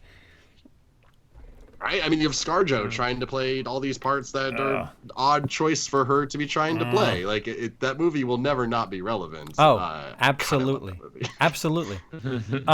So, with all this being said... and also, sorry, one last point. And what was the highest grossing movie of all time for over a Titanic. decade or better part of a decade? Exactly. And why was that movie a success? Because women kept going and going and going and going and going and going and going. DiCaprio's got a great piece of ass on him. That's why. I mean, yeah, you're not wrong. Yeah, you got to have James Cameron James Cameron. Ask James Cameron what the deal is. I mean, shit. He was married to Catherine Bigelow, who won for Hurt Locker. Nobody talks about that. One of the better female directors. And Linda Hamilton. Wasn't he married to her too? Man, he gets around, huh? Was he? Yeah. Was he? I didn't know he was. I think he's been married like a dozen times. Well, A couple times. Yeah. maybe the not guy's as- friendly Although with I women. like What do you want? Her Vampire movie. That's definitely one of the best. It's fantastic. I've never seen. Is that Near Dark? Right? That's Near Dark. I've never seen that movie. Oh, it's bomb, dude. Bill Paxton. You've actually got a bunch of people who were in her husband because they were married at the time. Like, Tix and Vasquez, and like they were all in Near Dark as well, right after Aliens, which is kind of cool. So. I love when that happens, when like casts kind of, hey, let's do this. Let's now also do this. Like, it's just always fun to me. Yeah. Oh yeah, Lance Henriksen is in it too. Yeah, there's like a bunch of people from Aliens in that movie. Now that I think about it. Actually, one of my favorite stories of that is Jason X, because in that you have two ladies who are from the show Andromeda, and in Andromeda, one of them played a robot and one of them played a pilot. And then in Jason X, the one who played the pilot plays a robot, and the one who played a robot plays a pilot. They like switched. It's funny. Anyway, yeah. That still has my favorite kill in that entire franchise, man. Oh, which one? Where they put her head in like the freezy whatever liquid and then just smash it on the counter. It's awesome.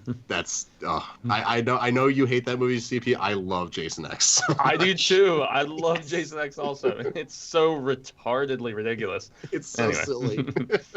Yeah, it's an R word, all right. It's definitely one of them. So Pete says, let's not forget women don't want to go see women being women. They put Jason Momoa shirtless for 90 minutes on the screen and problem solved. I'll take that statement and tweak it a little bit. I agree with you to a point. I don't think women want to see Terminator. I don't think women. Some do. Some do. I don't think as much. Although I would hold that statement in more. Sorry. Well, all right. So women want to see 50 Shades of Grey. That's a female dominated. Yeah. Did they though? Did anybody really want to see 50 of Shades the of Grey? people that did? It made tons of money, man. I mean, I was dragged to it on Valentine's Day by my then girlfriend. As was I. What I'm saying, and I'm going to piggyback the statement a bit, is if you made, I don't know. So how well did Charlize Theron's John Wick do? Atomic Blonde? Yeah. I would love to have stats on. I mean, if it did well, I wouldn't put it past it if men went to see that. 100 million versus 30 million. So it did almost okay. 100 million gross versus 30 million budget. Although I heard it wasn't very good. Yeah. Oh, I loved Atomic Blonde. I was hearing it was more like a music video turned into a movie. Isn't she a lesbian in that movie too? A friend of mine told me. Yeah, there's a great lesbian scene between her and what's her name from Star Trek Beyond. Oh, I know. Oh, yeah, the one mummy. In the Mummy also, yeah. right? So that is. Okay, maybe I'm a little more interested. So that's a movie that is geared towards the male gaze. It's the gripe I have with Booksmart. Booksmart. A straight female doesn't seem to have an outlet the way straight males have, like Porky's, American Pie. There's no sex comedy. A lot of those movies haven't aged super well because they're like kind of rapey. When you especially Revenge of the Nerds. Revenge of the Nerds is just Bill Cosby rapey. Like, yeah. I mean, there's literally a rape scene, like, right? She was asleep. Yeah. That's not okay. I mean, I love that parts of that movie are very funny, but different times. My God. Well, regardless, there's no like real sex comedy for a straight female. All right. What's it called? All right. I don't know. People blockers. I mean, that somewhat awkward. Yeah, that and what was the one with the African American cast? What was it? Girl Trip or something like Girls that. Night Tiffany Out. Haddish, bunch of other women. Girls Night, something like that. Yeah, yeah. I had tons of friends tell me to check that out because it was like so many awesome black female comics in that movie, and it just kept making money. It was one of those that at the box office just hung around. Wasn't that like so. the black version of Bad Moms? Wasn't that the counter to that? I think it was. Yeah. Yeah. And Bad Moms was just lame. I saw the first one. I didn't see the Christmas one, but I thought that would be so much fun. I completely agree with that. Like, I wouldn't be like, that's a fun cast doing a fun concept. It was just a nothing movie. Like, what a disappointment. yeah. Big time. Hi, Cecil. Cecil says train wreck Bad Moms. What's up, Cecil? I don't know. You're a train wrecked bad mom. Yeah, is he talking about comedies that are led by females? Well, then you got Spy, The Heats. Those are pretty good.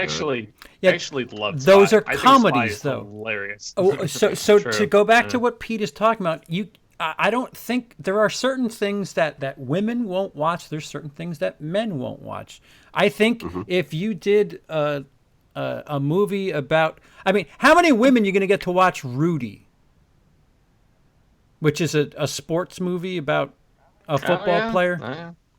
But I mean, who watches Rudy in the 2019? Well, I was trying to think of something like that. So, and on the flip side, well, I mean, people argue that's a timeless sports movie. I mean, well, you see my point. I like Rudy. Well, you see my point. There are just, but yeah, it's not a female geared film in any right. direction. There's just certain categories that you're just not gonna do well, and especially if we're looking at it as a business, it just doesn't happen. Now, back to the Oscars. Guys, you're snubs. Oscars so boy. Yeah. Oscars so South Korean. You're snubs.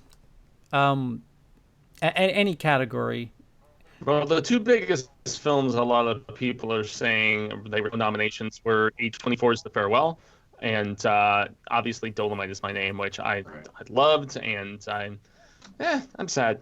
But yeah, it is. Apparently, Awkwafina was very good in The Farewell. I keep hearing she did win a Golden Globe. Oh, she was great. Oh, she did. Okay, cool. Yeah.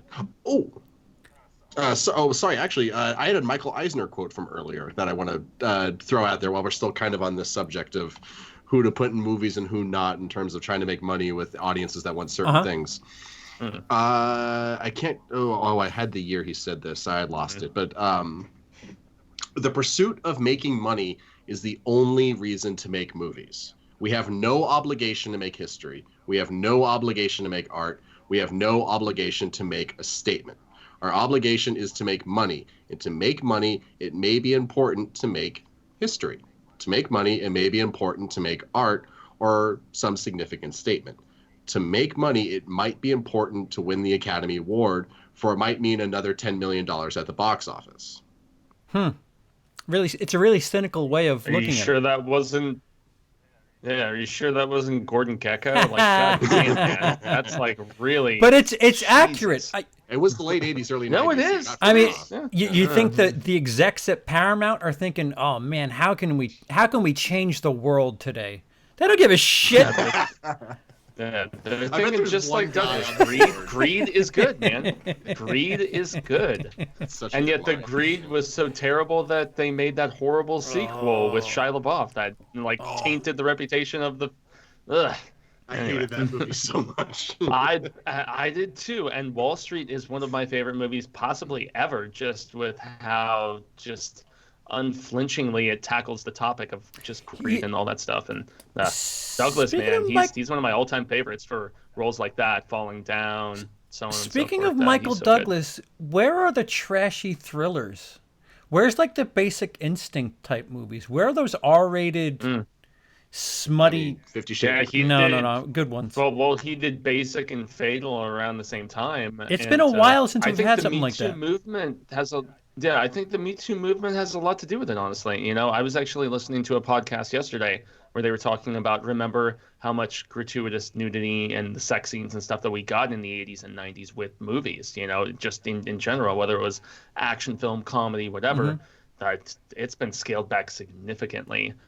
And yet the one thing that I will give Verhoeven credit for specifically is that like the sex stuff in something like Basic Instinct actually helped propel the plot forward.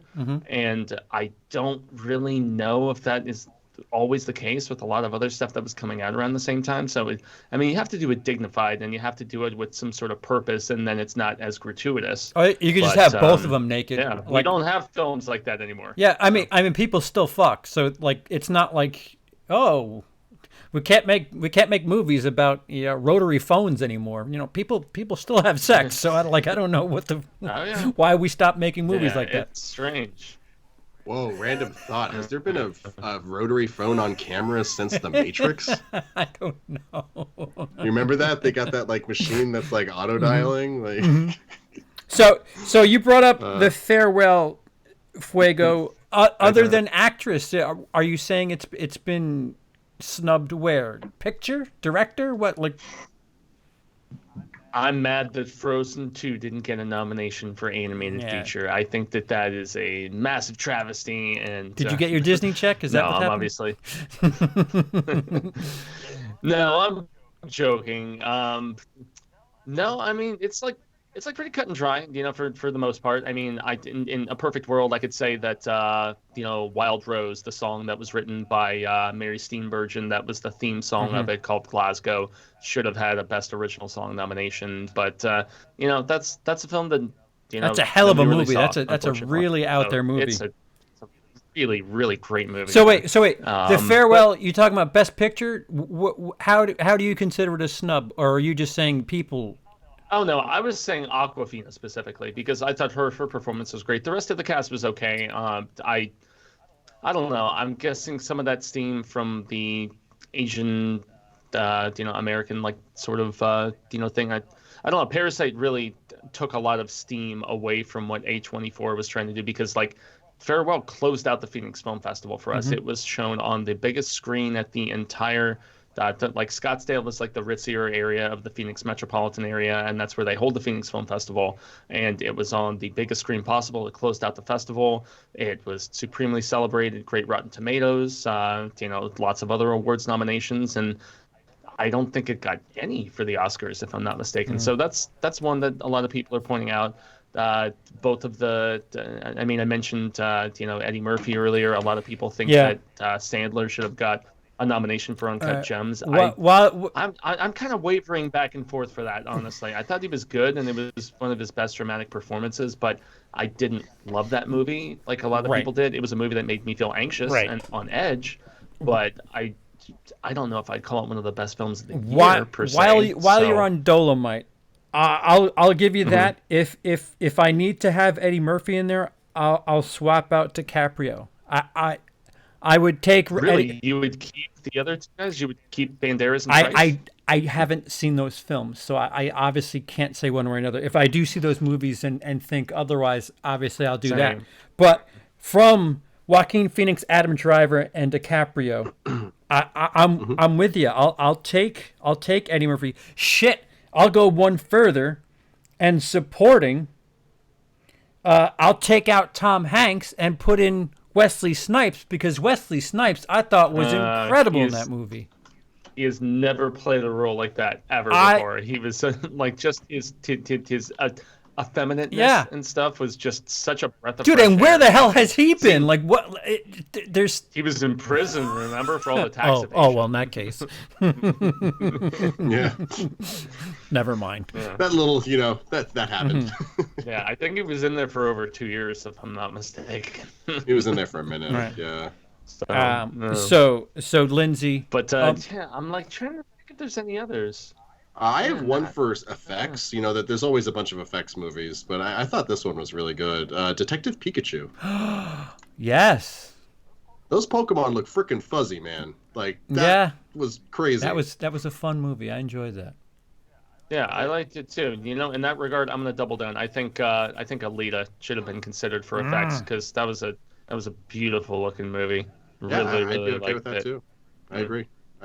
Those eyes, man. I thought they would be distracting and horrible, but no, they were quite. They were pretty good. See now, Rise of Skywalker. Anyway. Can Lords of Chaos be considered an international film? I think it was made by an American filmmaker, right? Jonas Ackerlund, actually, right? no, not an American isn't it filmmaker, but does the distribution process like come into play? Yeah, I don't know the technicality of that. I don't think Lords of Chaos is strong enough to hang in the American field, but if you put it on the international field, I really, really like Lords of Chaos. Was that a documentary, or what was that? No, again? it's a the documentary was called Until the Light, Let the Light, something. Until the Light goddamn, catches us, I or can't Until think the Light goes out, or something about the that light. The nature, light's going to do yeah. something. But the director of Lords of Chaos was Swedish, Jonas Ackerlund. I was right. And yeah. So it is an international film if it's a director that is taken in the context for that sort of like distinction. Interesting. So all right, so I'll listen. I've only seen one of the. I didn't know Sigur Rós did music for it. Wow. Yeah. Obviously, I haven't seen the other one. I've seen Parasite. I'm gonna say Lords of Chaos was snubbed for international. I really enjoyed that movie. That's terrific. Really is. Before the Light Takes Us, I want to say is that might be. I think that sounds right. Yeah. Excuse me. Until the Light Takes Us. Yeah. Close enough. 2008 documentary. Yeah. Oh wait, guys, hold on. Never Surrender, the Galaxy Quest documentary, isn't up for best documentary. Snub. Oh, documentary is a category that I really kind of feel weird about. I know nothing about it. I haven't seen anything. Finding Neverland, wasn't that 2019? Finding Neverland, wasn't that for a while? Was it 18? I thought it was 19.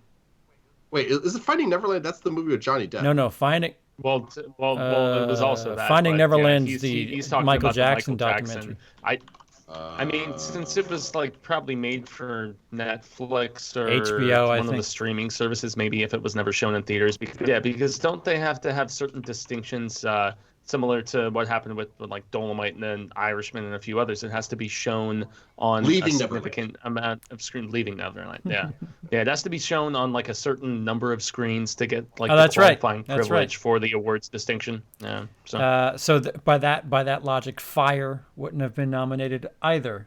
And I thought Fire was great. There's a bunch of Netflix documentaries. Bikram, which I thought was hell. You want to talk about fitting into the 2019 Me Too movement? Bikram, the documentary about the yoga dude who just liked to do more than yoga with his students. Oh, jeez. Yeah, there was a lot of really good documentaries that I saw this year that I was just kind of shocked that none of them were. But you're right. If they need to be played somewhere, so. I mean, I personally always have the mindset of I need to watch more docs. So if you watched a few this year, good for you, sir. Yeah, I think I watched 5 or 6. Yeah, the Fire one, that's fascinating how. Well, which one? There was like 4. The right? Netflix one, FYRE. That's all it is. The title's FYRE. Okay. Oh, was that about the festival that Ja Rule put together? And there was like a Hulu one, there was a Netflix one, and they like covered different bases of it, and just how they ripped all those people off. Some set of balls charging people hundreds of thousands of dollars and having tents. They had tents, and that's it. I mean, for the record, I've seen smaller tents. Yeah. So the director. So we kind of hinted at it before. Yeah, Greta Gerwig, which I haven't seen. Little Women, but is Todd Phillips worthy of Best Director? Well, I'm gonna just outright. Know who Ralph the Movie Maker Oh is? Yes. He shit on Joker. I like him a lot. Yeah. Oh my god, that was such a good video. But like, he was the one that said in that video, I think, is this movie good because it had a good script or because they let Joaquin just have fun? So is he a good director for just letting Joaquin have fun, or did he just not? You know what I mean? Mm-hmm. Does that count as directing? Mm-hmm. Like, what did Todd Phillips do for this movie? Yeah, and how much did he envision in the post-production process with like choice of songs that he would be dancing around in underwear to and all this different stuff? Like, that's where it really makes you wonder in a lot of ways because I like Todd Phillips, but I like him more for his comedic stupidity. I'm not a big Hangover fan, but you know I love Old School. I love Road Trip. I think Due Date is very underrated. Yes, yes, with War RDJ, Dogs is yes. good. You know, War Dogs, I just yeah. don't really like the Hangover movies very much. You know, I think they're okay. You know, but yeah, There's I don't know, nothing how about much the- did he really do with this diversion? There's you no- know, from what he typically does. There's nothing about Joker that jumps out and says, "Oh yeah, the direction here is incredible." It's the performance. It's Joaquin Phoenix. I mean, shit, Christopher Nolan.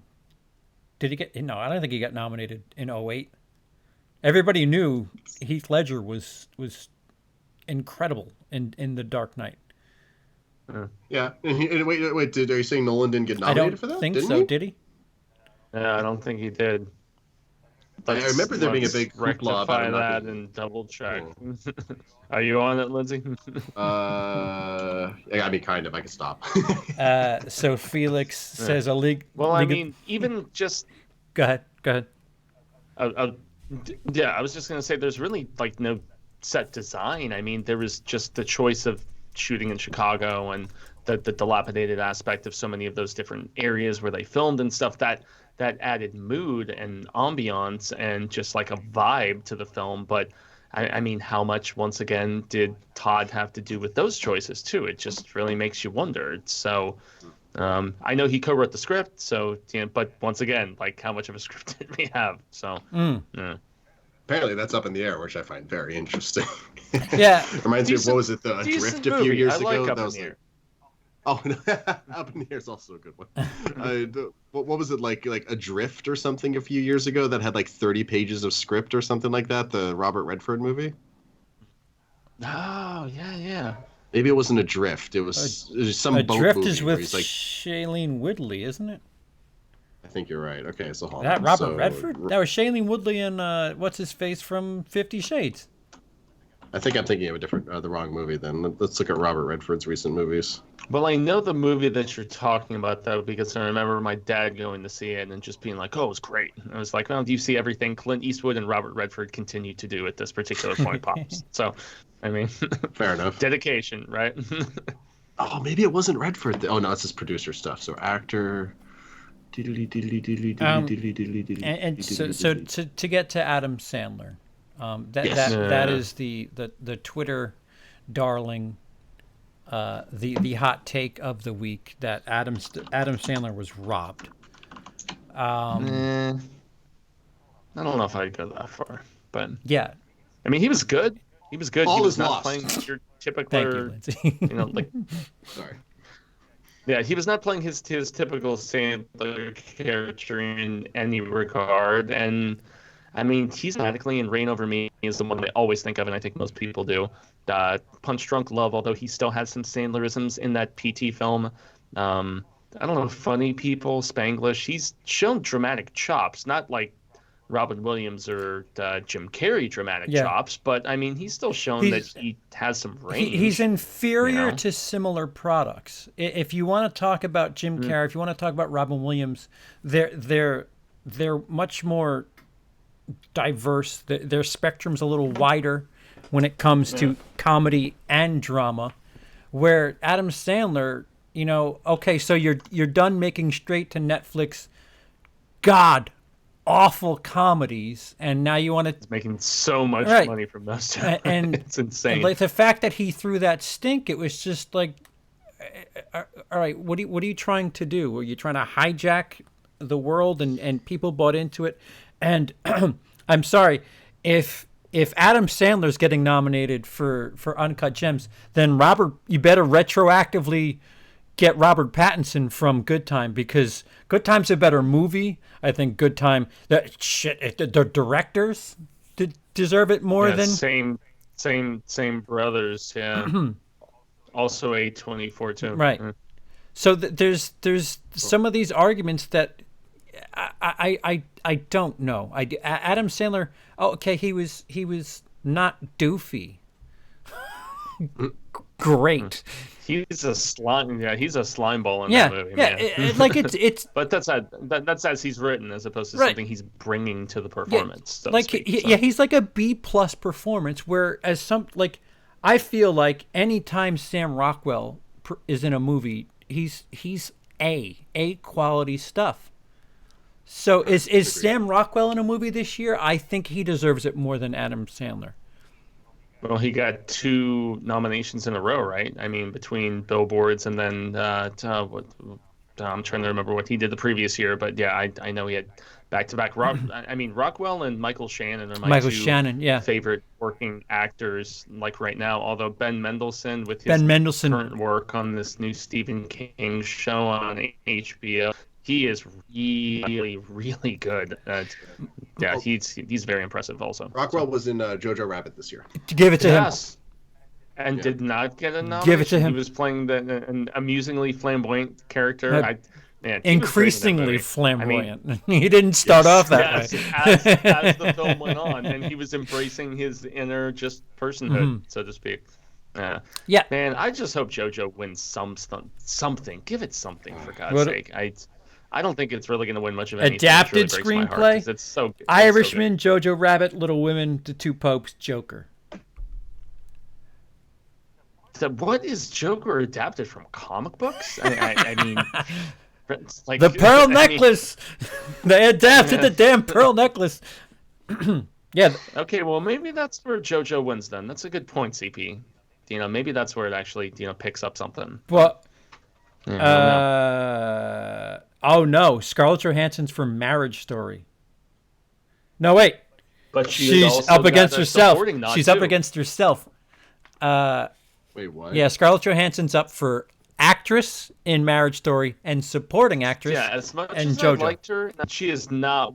Yeah, she is not beating Renee. There's no chance of that. But I would love to see her win Best Supporting Actress because I actually like that performance better.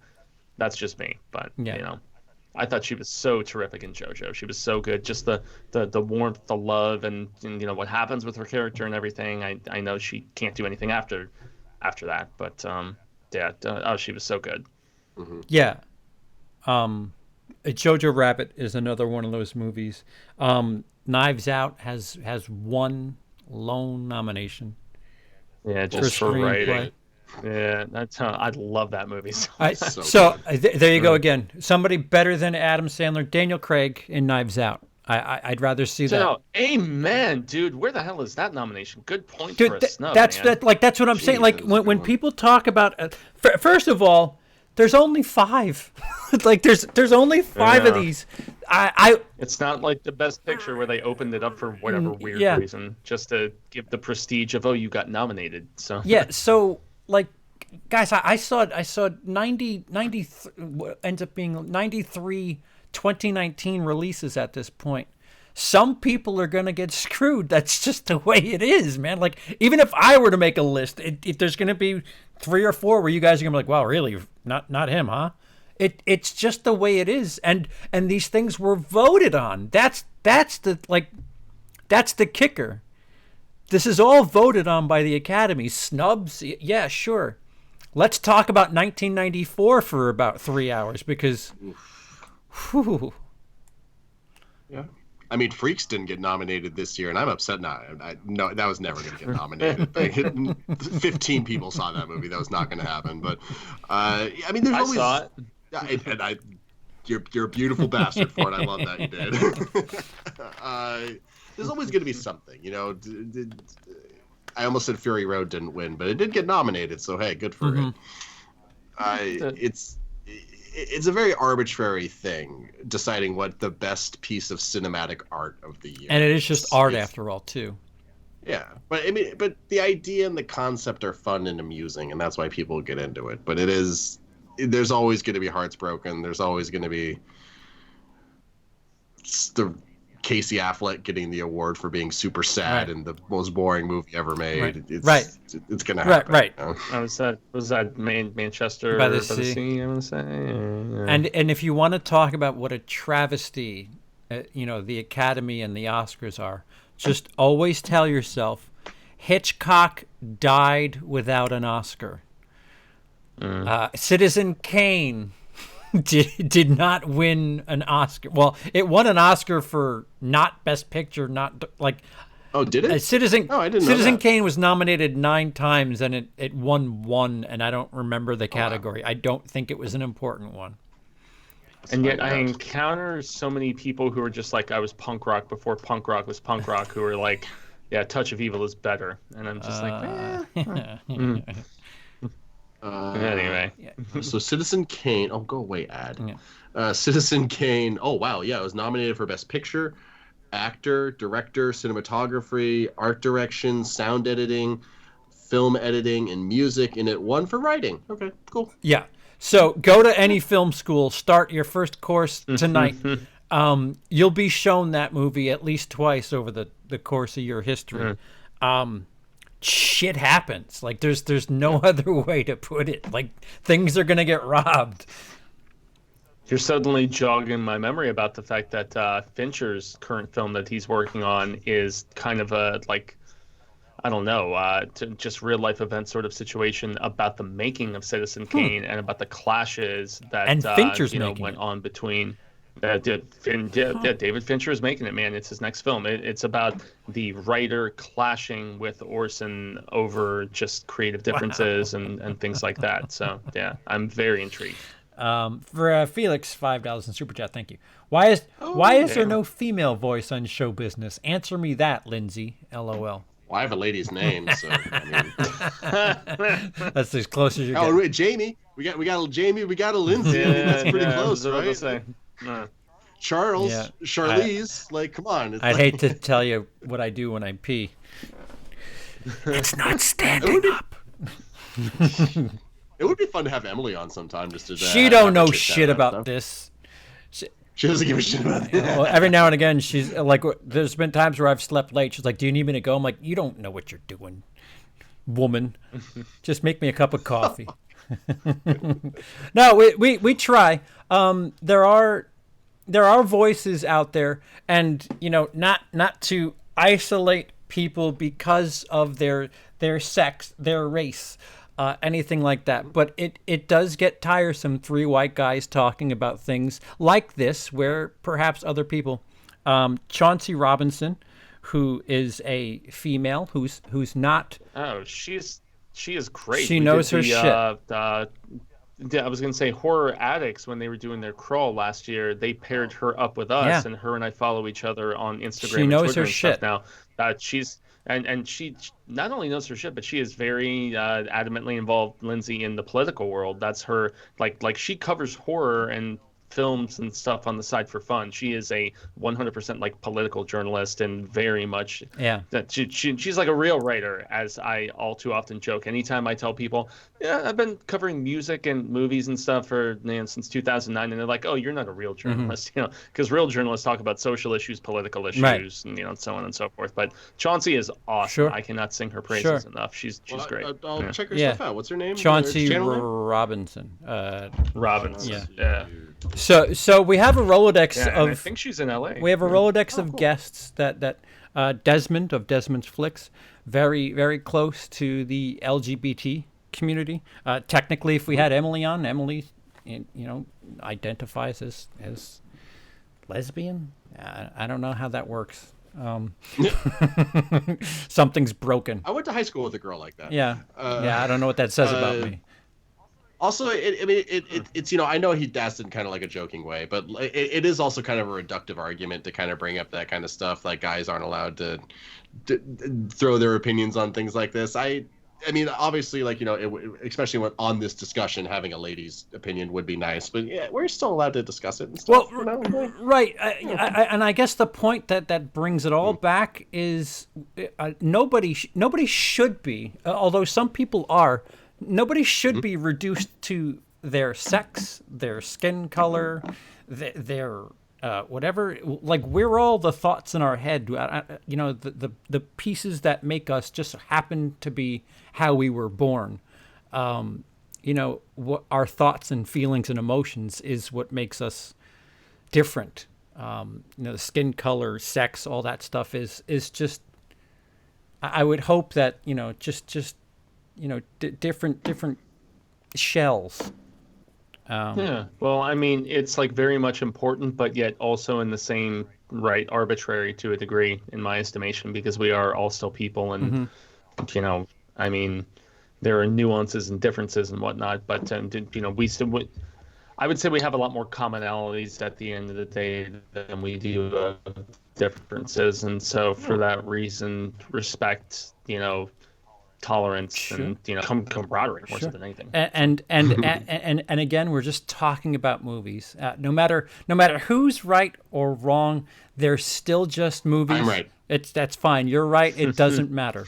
It really, they're just movies. But we are talking about the business aspect too. And unfortunately, the studios, they only care about what makes the money, and it's usually it's white men. What? Yeah, that Eisner quote, man, was just oof. Yeah, I was about to say, you want me to whip that out again? Like, it was legit brutal, dude. please hold on while I whip this out. It's like, yeah, it's like we'd like genuine artistic expression as long as it's profitable. So let's just leave it at that. Right. Yeah. We have to draw the line somewhere. Caleb, $2. Thank you. Sorry, joining late. Thoughts on Stephen King tweet? Yeah, I was something that I was going to bring up actually, because it was a hot topic of discussion yesterday on my Facebook group, Hail to Stephen King, where we talk all things Stephen King, you know, palaver every day of the week and stuff. And he basically had a series of tweets, and unfortunately, some people saw one or two of them as opposed to, you know, the entirety of the explanation. You're limited to the amount of characters you can put out there, and he's a little older. He's in the 70s now, you know. But basically, the point that he contended was that art is art, and regardless of gender or you know race or whatever, you know, the best art should be what is recognized. Right. And there was a very, very healthy bit of discourse and disagreement between people on the Facebook group. But the one thing that I saw more so than anything was, you know, friends of mine of color and of you know, different gender, women, who were just basically saying, I wouldn't want accolades, you know, given to me, you know, from, you know, just the fact that I'm a woman or the fact that I'm, you know, African American or whatever, as opposed to the actual quality of what I've created. Right. And I thought that was really just the fact that I saw that from so many friends of mine on the Facebook group. They were like, I don't want somebody to kind of, you know, hand it to me because of who I am as opposed to what I've made. That's the way it should you know? be. If you're having a race, Agreed. if you're having a race of 10 different types of people, and, you know, whatever comes in first, second, third, and fourth, but the woman of color who came in fifth is the first woman of color, so she wins. That's not the way things work. If there were 4 people in front of her, she didn't win. Like, it should just be the best. And unfortunately, with stuff like art, it's not objective.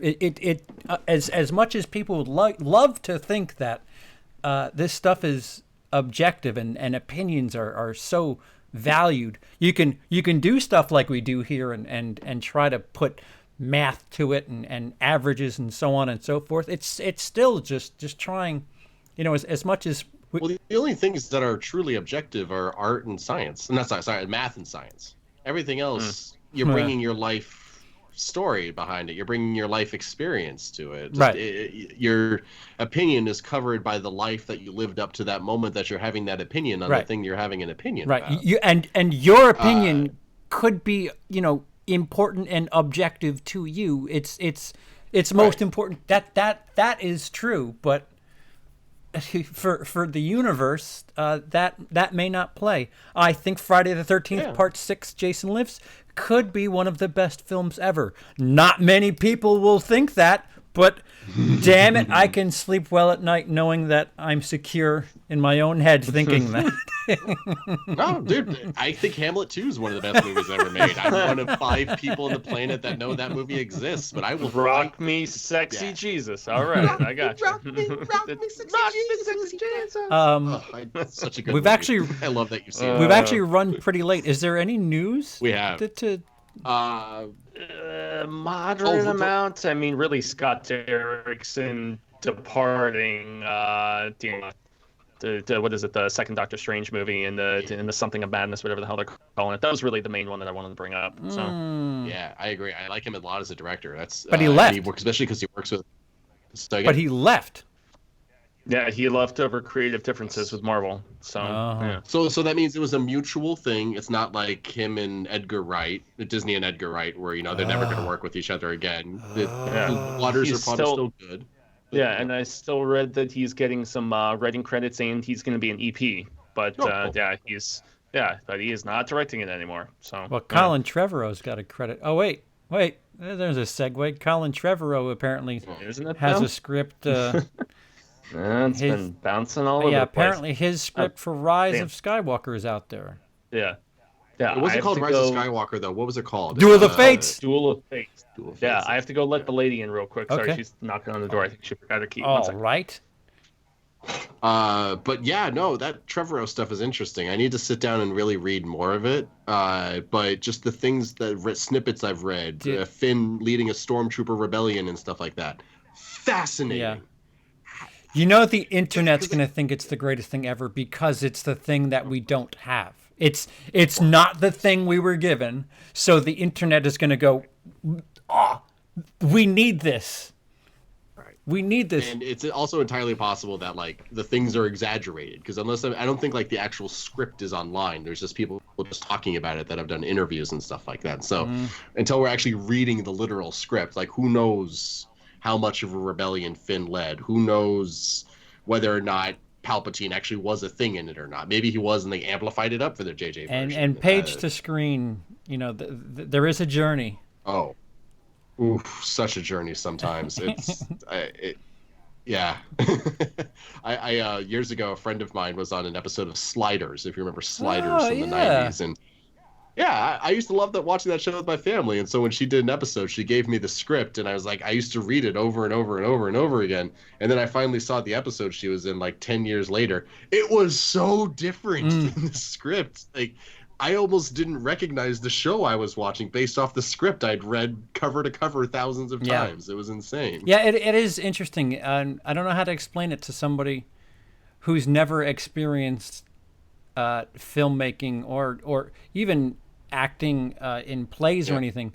It's very different. Like you're reading it, and when it happens on a screen or whatever, things change. The way you envision it in your head just won't be what happens sometimes. I mean, you're a writer, right, and stuff, so like sometimes you're like, oh, this is such a good line, and then an actor reads it out loud for you, and you're like, oh God, that's horrible. Yeah, no. Delete it, kill it with fire. Well, actually, I was fanboying out. Hi, thank you. Hi, Emily. They're saying hi. Hi. I was. See, she made an appearance on Yeah, Show see, Business. We have a woman's voice. female presence on show business. I fanboyed the hell out. Welcome back, dude. The first what? time actors were reading something I scripted, because it only played in my head before I wrote it, and then hearing them say it was like, wait a minute, that was something I created and people are actually doing it. It's quite a ego. I remember the very boost. first time actors read something Yeah. I wrote too, and I was just sitting there going like, "Oh God, I'm not comfortable. I want this over right now." No, it's like a But trip everyone- though, because it's like Yeah. your like dream or memory or whatever the hell you like. It's something you thought of, and it's real now. Whatever. I remember in high school I wrote just a little short play, and because we were doing like a little short festival, and I watched a couple of rehearsals for it. And I was like, "Oh God, this is horrible. We need to cut this right now." And then I watched the final performance, and I'm like, "Oh hey, that was pretty good. Okay, yeah, good job, guys." Any other news for The Rock's dad died. Yeah, Rocky that was Maivia? rough. Yeah. Yeah, so that's Yeah, worth at this- least just shouting out. wrestler? Yeah, rest in peace. Yeah. The Rock's a good Yes, dude. indeed. Yeah, I mean, shit. The Rock is like a third generation wrestler, Yeah. if I'm not Is mistaken. he really? I didn't know Yeah. that. Wow. Yeah, his grandfather was also a wrestler too. So Well, that's yeah, I'm sure when I ran off to let her in real quick, you guys mentioned Trevor at script is floating around on Reddit, and there's like videos and so on and so forth. videos. Drastic differences, obviously. Well, there's a video where basically somebody who was actually given a Hold on. Hold. He's done some work Hold. with Collider, Stop. Screen Junkies, a few Stop. other people. Stop. He's done some other things behind the scenes. Stop. Are you familiar with Start over again. You totally turned into a robot. We got none of that. You were you sound like a robot that was drunk. It was just really, really, really strange. You sounded like Bender. The videos. Go ahead. Yeah. So Robert Meyer Burnett, who has done stuff with Collider and Schmoes and various other people. So he did a Star Trek documentary a few years ago, and he apparently obtained a physical copy of this script, and he talked about what the original crawl was going to be for it. It was called Duel of the Fates, and just all of the different plot beats in comparison with what we ended up getting from JJ. Everything from a Force ghost of Luke that is haunting Kylo, to just all kinds of different interesting plot beats. Rose is a big part of it, and she is not sidelined like we got in Rise of Skywalker. Rey is still a nobody. There is no Palpatine connection. I honestly, just hearing him talk about it and go over bit by bit, beat by beat and stuff, the fact that the final battle takes place on a First Order taking over Coruscant, there's ground battle, space battle, all this different dope stuff going down. I kind of got really sad, especially with how much I did not like a lot of Rise of Skywalker. That earlier script sounded really rad, and I mean, hindsight 2020 and all that stuff, but Carrie passing, and she was a big part of the script. That's why in a lot of ways they had to rework this, and then Colin left over creative differences, and so yeah. But dude, Jurassic I mean, World. a lot of people don't like Jurassic World. A lot of people don't like it. I had fun with it. I always point out Safety Not Guaranteed.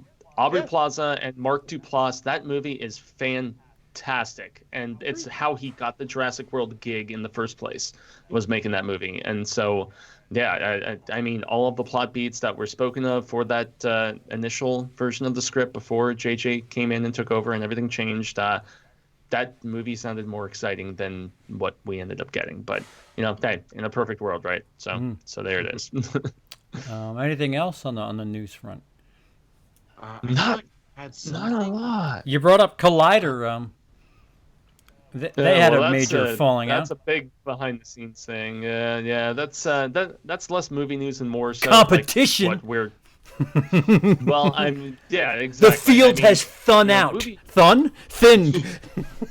They're not a rival anymore. They're just doing deep fakes video. That's what they. That's right. All they're doing now. That's all they're doing now. Yeah. So I mean, just to give a little, very, very brief history, because I know we're over 2 hours. Obviously, we're at like 2.5 hours. My God. Yeah, so I was a music journalist, when I broke back into the field of print journalism back in 2009, and then decided I wanted to jump in front of a camera and do some open auditions and stuff. And so I was working for something called Heavy Metal Television, which was a .com that was trying to bring back the whole MTV vibe of, okay, we'll have a VJ come on, they'll introduce a video, we'll play 2 others after that one, commercial break, come back on, host 4-hour blocks, all that other stuff. I went to a casting call for that, and I was one of 5 people picked of a couple hundred that they had audition. And that's how I got into the sphere, because Susie Von Slaughter, the goth girl who is on the horror show with us, she is the one who introduced me to Cecil. So I was a VJ on this .com with Susie. She introduced me to Cecil when he was starting the horror show, and that's how I got back into covering film after being a big fan of Siskel and Ebert and stuff like that when I was a kid. And so that's how I got into this sphere, this space, so to speak. But I mean, I was watching stuff like AMC. How does this connect to Collider again? Well, it all connects in the fact that at the same time I was segueing into the movie just interest and stuff. I started watching AMC Movie Talk.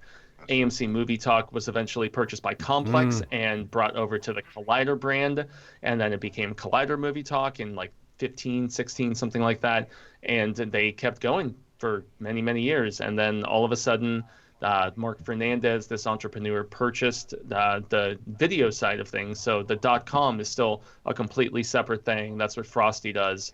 And yeah, he's decided that the movie talk show, the Jedi Council show, all about Star Wars, the Hero show, all about superhero comic book stuff, all of those shows were expendable because they don't get the kind of views that they used to. Give us so their he trash. Canceled all. I We'll know, take right? their He leftovers. canceled all their biggest shows, and yeah, I will hire Roxy Stryer right now to have her be a regular on this show and pay her whatever the hell She's she been wants. scooped up already. Well, she's already on the schmo. Of course she is.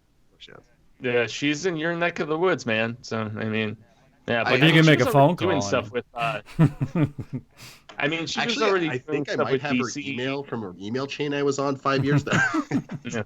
But I mean, she was doing the DC show. She was doing stuff with what, Screen Rant or Screen Junkies? I forget which one. I know she was did hosting stuff with something for them. Yeah. I think I know she did Screen Junkie stuff. Like she was the TV fights lady for a little bit there. Yeah. Right. But she might have done Screen Rant too. It makes sense. It's all the same crowd. I know, I had but no they lost idea. a lot of talent, dude. When they got like Roxy Stryer, the Mark Ellis, Mark Ellis's buddy, the schmo dude, And Christian all Harloff. those guys are Christian Harloff. they Yeah. all- yeah. Why would you ever willingly fire them? Those are such prominent voices on the online community. That seems like a company killing move. Getting rid of posts It's like weird that. how the dynamic, the field has kind of shifted a little bit. You know, some of those guys, you know, everything happens quickly now. Some of those guys you can kind of consider them dinosaurs. Like, when was the last time you saw Schmoes Know movie review? Like there was 2 or 3 that I would watch. Schmoes Know, Chris Duckman, and me. Jeremy Johns was a little too quick I for still my watch taste. Johns and Stuckman. Yeah. I still watch both. I mean, he was the one who was big into the quick cuts and kind of thing. Yeah, and everything. I would watch those videos and say, "There's nothing to this. I don't," you know, as a filmmaker, it's just like, wait, this is bullshit. I could do this. Yeah, Johns and Stuckman have both been around so long that they're almost lazy in their approach at this particular point. They have their 1.5 million subscribers, and they just kind of chill and just start filming a camera, and there's no dynamic aspect to what they're putting together. It's really their personalities that sell. Stuckman was a good sport when I did the roast of him, though. So kudos to him. Oh, did he responded to that? Yeah, he was very, very receptive and nice, all things considered. I like both of them, and I actually did meet Johns once. I was on his movie games show that he had for a second with the Screen Junkie stuff. He's just a super chill nerd. We played Smash Bros for a minute. It was fun. Caleb, I do think though the award shows, when it comes to black and diversity, need to move past their weird fetish with mainly awarding just slave movies.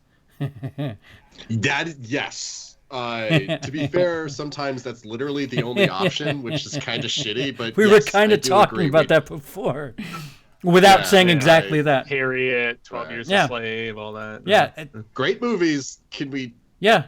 Let's do something else. It's like World War II. Let's get whatever the World War I equivalent is of moving away from. Yeah. Could we just hey, Knives Out, great movie. Let's just do that. Listen, I know it's... Yeah, and... Go ahead. Yeah, and actually, as far as another snub, a lot of people, since she got nominated at the Globes, Ana de Armas, who is the, caregiver assistant and stuff, they thought she was going to get a nomination as well. Like, her and Awkwafina were 2 of the ones that I heard people, like, griping about not getting any sort of consideration. I think there's so many just good little moments in Knives Out, too, that are Ana de Armas, just being a person on screen, just little like just the way she handles the dog bringing the broken trellis up to her, or the moment when she realizes, oh, the footsteps. Just like little moments of panic, but then she calms down and solves it. It just she's so good. And the kindness and vulnerability that she exudes in that particular performance is so different than like the only thing I'd seen her previous in was Knock Knock, the the Eli Roth film where she's showing off all her goodies and just being ridiculous, So I don't know, very, very different performance, and it shows her range, I guess. Oh, she was in Blade Runner too. Yeah. Oh yes, that's right. It's the hologram. Yeah, you're right. That's one of my favorite performances of the decade, or just one of my favorite characters of the decade. Like, part of it's her performance, part of it is the way that she was like realized, like Anyway. Oh, and you know what? No acting consideration for Ford v Ferrari. A lot of people thought Christian Bale or Matt Damon were going to get something. And well, see, that's I think that's the other part of the problem is we see the Globes the week before, and there's like a whole extra category full of actors and films. Like you get the musical and comedy, so people, they kind of cheated a little bit, and you have stuff where you have 10 actors for drama and musical and comedy, and then suddenly that gets whittled in half, regardless of whether or not it's deserved. So people who might like the 6th best one think that, oh, that's a snub. It was up for a Golden Globe, but should there be in basketball? There's the 6th man award for the guy that comes up. Should there be a 6th movie award? So we've been 2.5 hours. Yeah.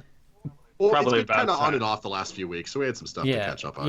Yes, that would be good.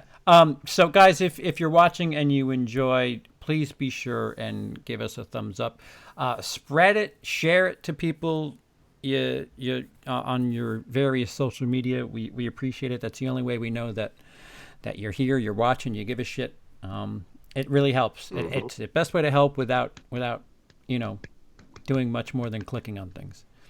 Other than that, Lindsey, you got anything coming up? Nothing right now. I'm not even going to try to pretend like I'm always thinking about stuff. I just never follow through. I'm a lazy bastard. Fuego.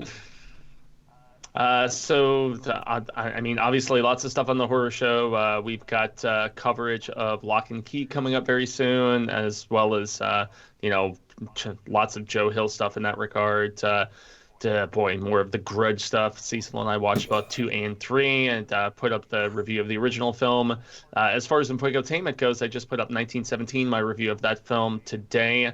And tomorrow I'm putting up my review of the Tarkin novel, which was actually very fascinating that I just got done reading last week. And just learning about his upbringing on the Outer Rim and so many different fascinating aspects. I'm still diving through all of those, supplemental novels and comic books and stuff like that on Infotainment.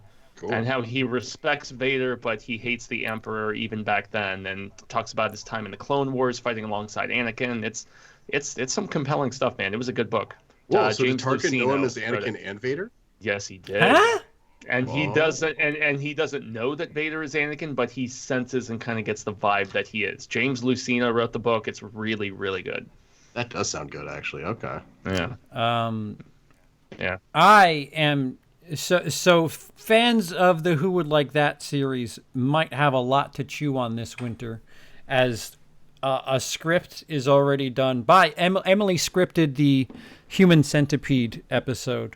Oh boy, we're getting that just getting that to production is one thing. I've started producing material for Caligula, which you can watch. That is on the channel. You can load it up and watch with us. But Caligula will probably come first, because I've already started doing video work for it. People on Patreon can see pieces and little elements of how that's coming. That was done by the Penthouse guy, right? Yes, if I'm not mistaken. Yes. Bob Guccione. Yeah, and what's his name? Vinto Titus or whatever the fuck his name is. Shit. Oh, Michael McDowell also. Malcolm McDowell, right? Helen Mirren looking fucking incredible, if I do say so. And it's a film, all right. There's moving pictures.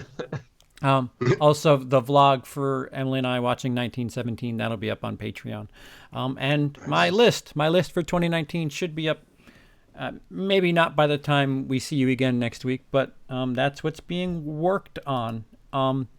Patreon, for those of you who are over there, I'm just going through my Blu-ray collection, and I've been giving away digital codes to people who are in the Jarvis tier and up. So another reason to just check in on that page. Other than that, I think I don't think anything big. I think from the chat we have the best note to go out on here. CP is in love with all the all dogs. of them, especially all of especially the ones that climax. I'm quoting the movie. I know, So this week it's Doolittle, Bad Boys Which for is Life. gonna do little. Bad Boys for Life. Yeah. And yet Bad Boys for Life is getting good reviews Is it, though? so far. People are saying it's fun. Yeah, well, I mean, critics that I watched are just like, yeah, this is way better than I thought it would That be. trailer. The trailer actually looks. I was fun. just like not I was great, just but gonna say the fun. exact opposite. That trailer, I thought, yeah, okay. Well, I mean, it definitely looks like a Michael Bay wannabe trailer, but there's a couple of lines Dude, that make me smile. I got laugh, such a like- Dumb and Dumber 2 vibe. I was just like, yeah, okay, great, Okay, so Dumb and Dumber TOO, like, cool. because I always get that mixed up with the prequel where you got Bob Saget, like, there's shit everywhere. Oh, Best part of is that that Dumb and Dumber? Dumb and Dumb, yeah. When Harry met Lloyd or whatever the hell it was. Yeah. Exactly. So I guess that we'll see it. We always seem to have short weeks, but they're long on one side. But we'll see it within a week. Well, this week was my fault. My computer ate its own butt, but now it's not. So yay! And be sure to subscribe to both Lindsey and Fuego down below for a myriad of reasons. I have so many videos you could watch from 2 to 3 years ago. Well, if we hit a pinch and you need to host, they're going to need to know where to be. So there's that. That's true too. So thanks everybody again. Best way to help us out: just click like, share, tell anybody about it, and we'll see you next week. Thanks for everybody in the super chats. Thanks for everybody in the YouTube chat. Pete, Felix, Fourth Drawer Down, Caleb, Trini. I think Dale was in here before. Zachary, Pete. Peter was in here for a minute Pete too. was in here for Peter. Sweet Peter. Peter was here for a minute. Yeah. Hey, Peter. Slasher in Suits. Gary. I think that Roger was in here for a second. Can't go that far back. Yeah, Mark. Thanks, guys, so much. We'll see you on the next one. We have spoken.